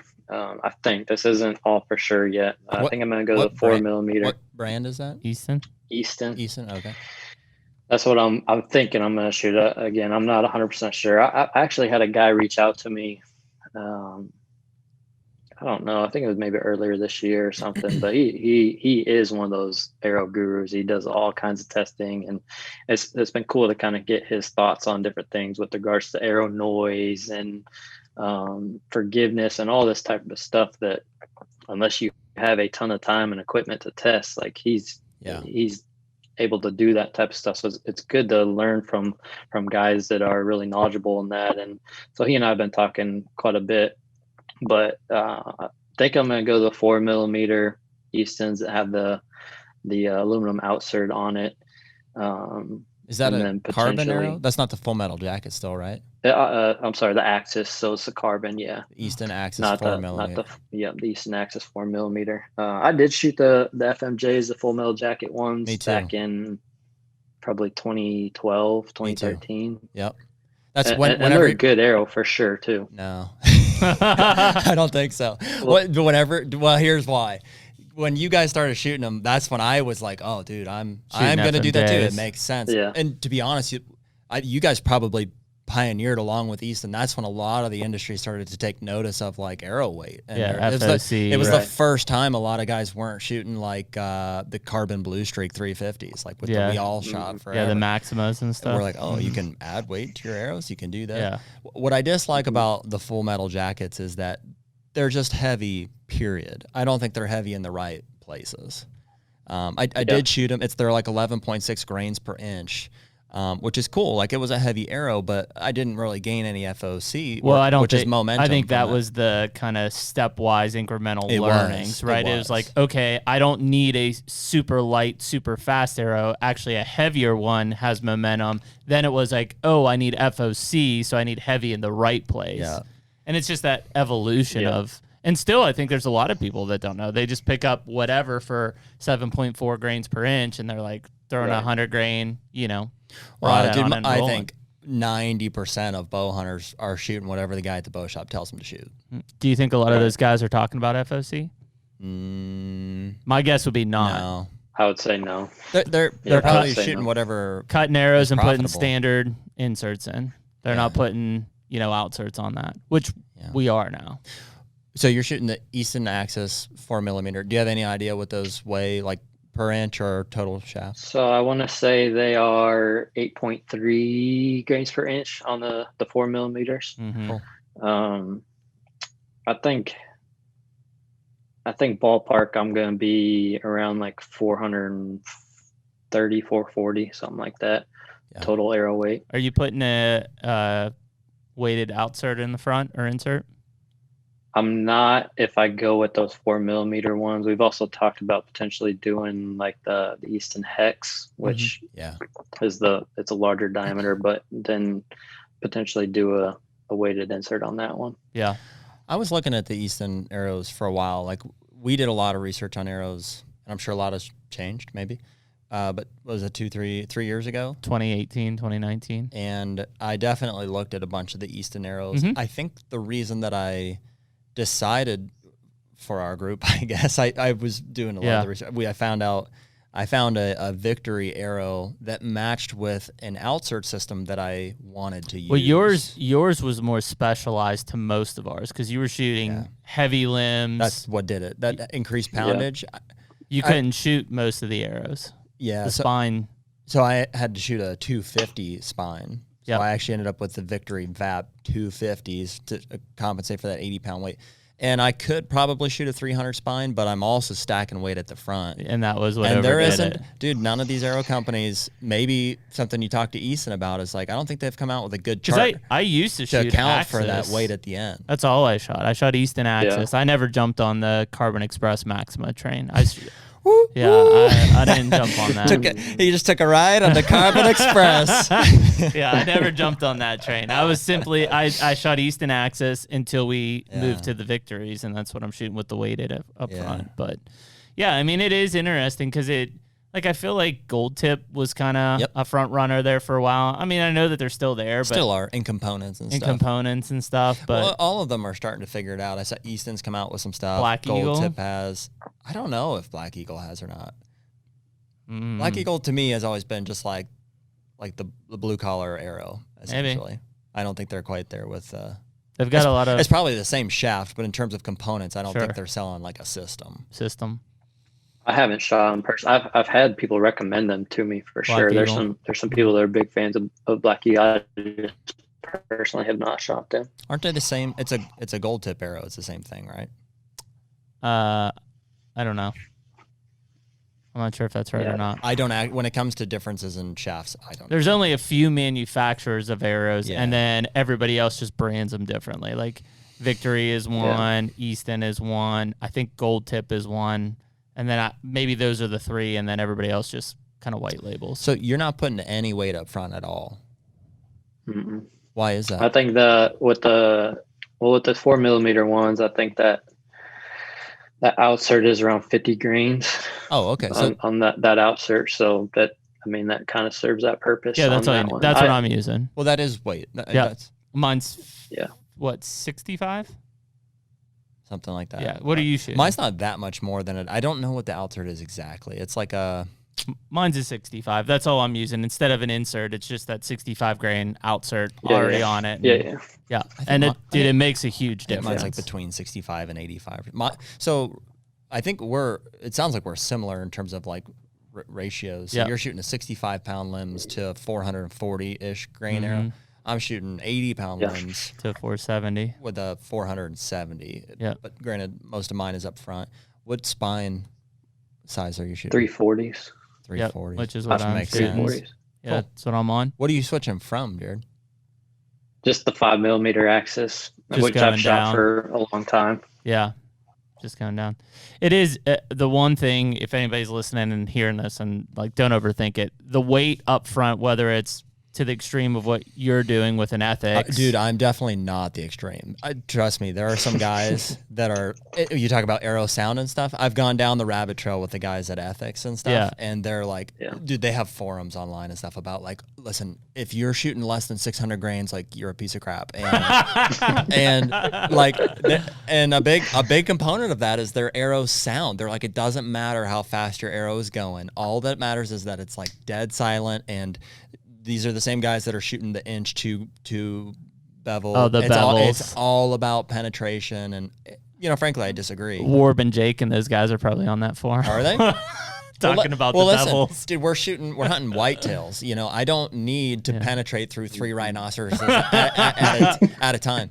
I build my bow and my arrows for maximum momentum and penetration, and I'm shooting a broadhead, ideally that has is tough enough to like withstand it, but I need a cutting surface to get. Yeah, I want to find blood. I need blood. Yeah, and forgiveness.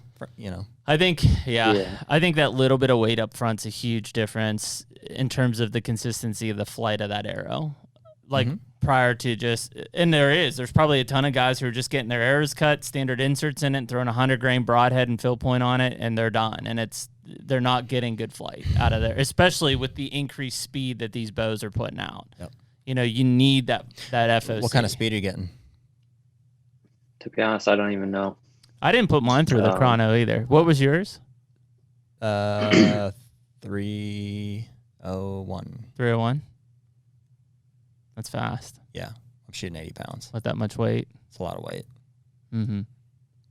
Not silent enough. enough. I'm not sure on that. And like you guys were saying before, there's a lot of rabbit holes you can go down with this. And I think the FOC thing makes a lot of sense, and I think it's kind of been a progression for us as an industry to get there, the arrow industry. Again, I think there's some personal preference there too, but there's a lot of different ways you go, and I hate to overwhelm people. I don't even want to get overwhelmed myself because it's easy to do. I just sit up on the sorry if I overwhelmed you guys. I just sit up on the ground level and look down the rabbit hole at Jared and just see what he comes up with. Yeah, seriously, it's crazy, but there's some guys that really, really know their stuff, and well, T-Bone was who kicked us kind of off on it. Yep. We had it was at an ATA. We just were shooting the shit with T-Bone, and we started talking about weights and FOCs, and I mean, he just brain dumped on us, and it was like, oh, the yeah, more that makes sense. To guys like T-Bone and some of the guys from the bow shops, like the FOC and stuff like that is not new. Like there's a lot of those old timers that were doing that on the double X75s back in the day. It seemed like a lot of just industry marketing hype and stuff that got us away from that to just speed. It was speed. Everything has been speed for the last decade. Yeah, you know, that's what everything is surrounded is speed, speed, speed, and it's just like, you know, it doesn't matter. But you're right, Jared. As far as preference, like man. So I went against what I had, like these guys had told me in terms of more weight up front. I do think I lost ability for penetration, but I reduced my weight up front a little bit because I wanted more speed. I was getting like 284. And you went from what, 100 grain or 125 to 100 grain? Yeah, and I changed the exterior sleeve. Oh, okay. From like a 70 grain to like a 30 grain. It was pretty significant. So in total, I shed like, I don't know, 65 to 80 grains or something like that. You'd have been in the mid 500s. Mm-hmm. Yeah, it was heavy. And so now I still have, you know, quite a bit of weight up front, but I've got a fast arrow, and I get everything I need out of it. So take fawns right off their feet. Yeah, I was gonna say, so personal preference, of course, is one, but also just experience, right? So like, I could sit here and say, my arrow hits where it wants to hit. I've never had issues penetrating a deer far enough to kill it. Like that type of thing has led me to not mess around with a whole lot of different stuff and just keep it simple. Whereas other guys may have come into those situations. I'm not saying I won't, I probably will at some point, but you know, other guys are probably tweaking their setup just because like, I'd never want to experience that. That situation again. I think that's why we did it. You and I both stuck deer in the shoulder the year before we did that, that we lost. Yep. And I mean, it even goes back to, you know, the whole fixed blade versus mechanical, right? Like I've killed plenty of deer with, well, no, I mean, that's a rabbit hole. There we go. Right? I've killed plenty of deer with a fixed blade, but I've also lost more deer with a fixed blade than I have with a mechanical, probably simply because I can't find blood. Yeah, maybe not because they're not dead. Just can't find blood. Yeah. So, I mean, you know, you can argue against it. Like people can say, well, I'll never shoot mechanical. And it's like, cool. Like, you're going to hit deer of where you probably killed them, but you can't find them. What kind of broadhead are you shooting, Jared? I'm going to try something new this year, I think. Last year I shot a couple different ones, both fixed and expandable. I killed a couple deer with an expandable, and I killed the Big Ten late January with a fixed Wasp Avalon broadhead.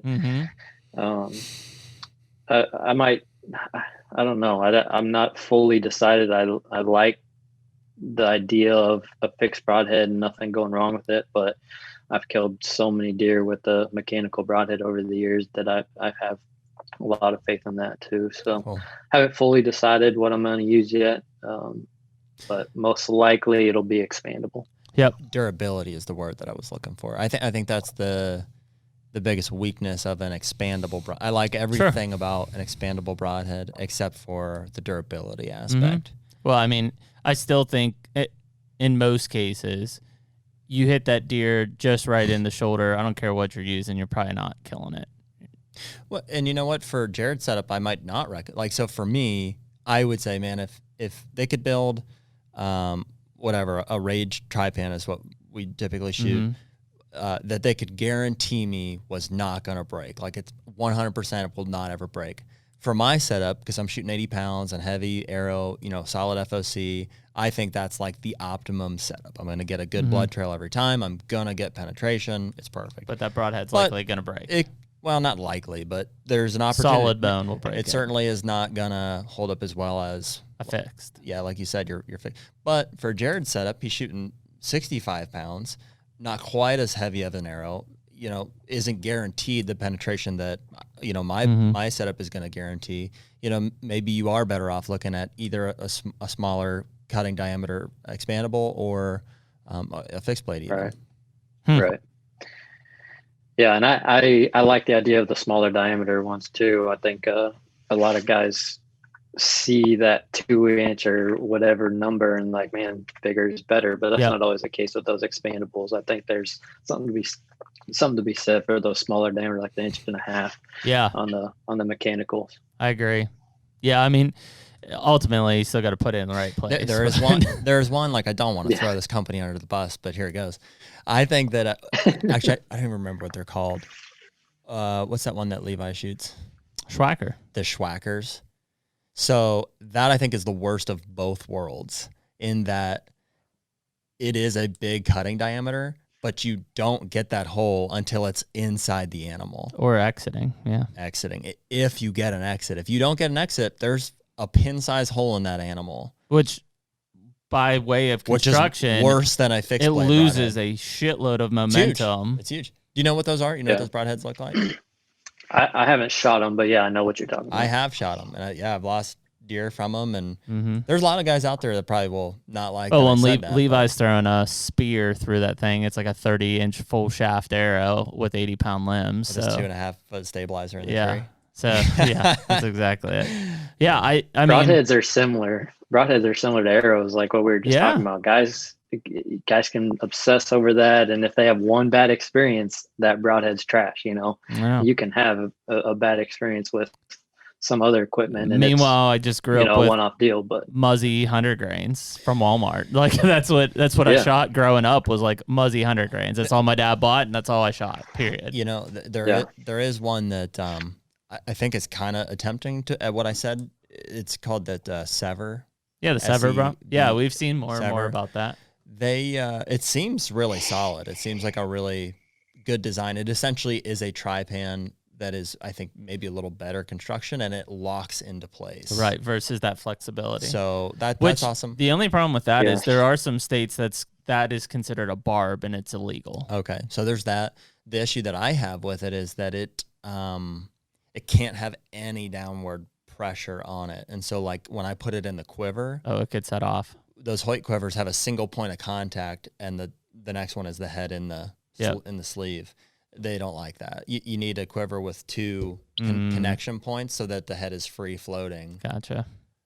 Otherwise... So Sever's one that I've been playing around with a little bit and thinking about shooting. And they have the 2-inch option, but they also have that 1.5 and 1.7. Yeah, that's nice. That I was talking about. So yeah, that, like you said, that technology, I have not shot at a deer yet, obviously, but the technology seems to make a lot of sense. It seems like it's a quality made broadhead for sure. No doubt. I feel like there's a lot of education lacking on some of these things. Like, I mean, I know the brands are putting them out there, but there's so many options anymore that, I don't know. Yeah. Well, again, talking about like this whole disjointed or fragmented thing, like where's the space? It used to be archery talk. I used to go to archery talk and like everything bow hunting related. It's out there for guys that want to go find it. Unfortunately, I think 85-90% of guys are picking, and I shoot rage, so I don't picking off the rack. Yeah, they're picking it off the rack. Whatever's there, they're shooting the what's the other one? The Montec, the G5 Montec. G5s, yeah. Terrible broadhead in my opinion, but guys are buying them because it's on the shelf. Yeah. Broadheads is one of those, like I said, you can find something negative on every single 100%. Broadhead if you look out there. I mean, rage is one of them. You either love them or hate them. 100%. It seems to be that situation. 100%. So. And I've lost year using the very broadhead that I shoot, so certainly they're not perfect. Yeah, same. Yeah, for sure.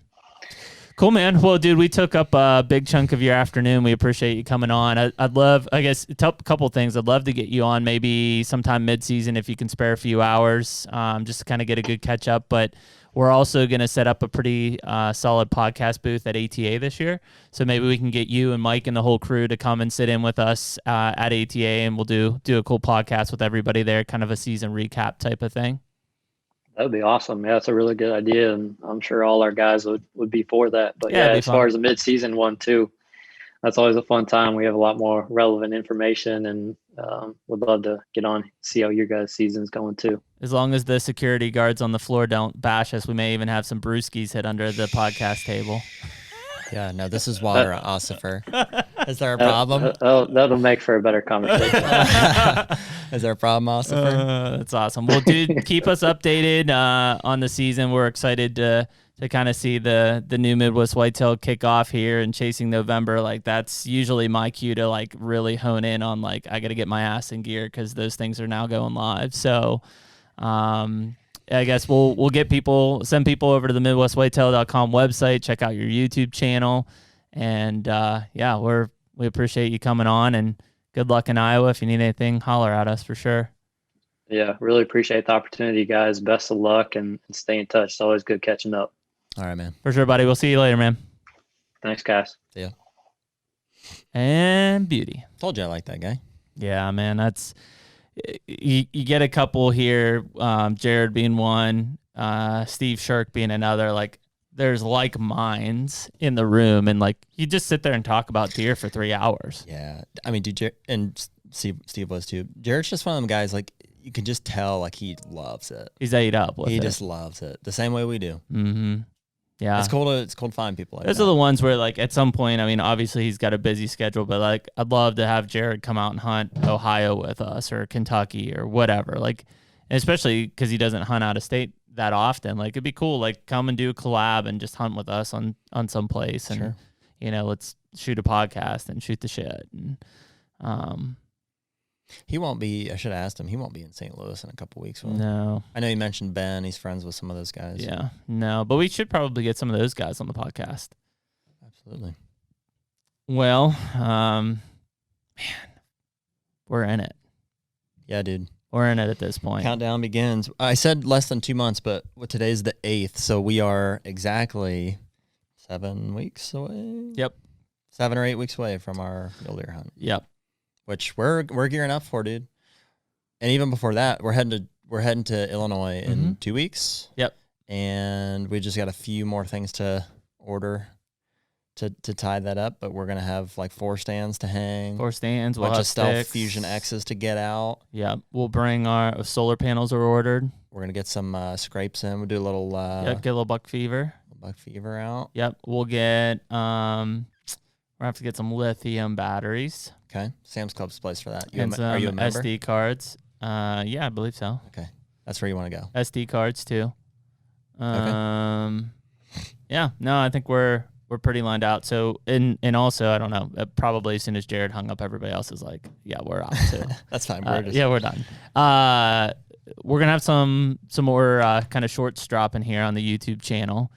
So we just did our visit to the Ohio lease, and I know even a couple of days before that, you and Colton were on your place, so that short will be dropping here.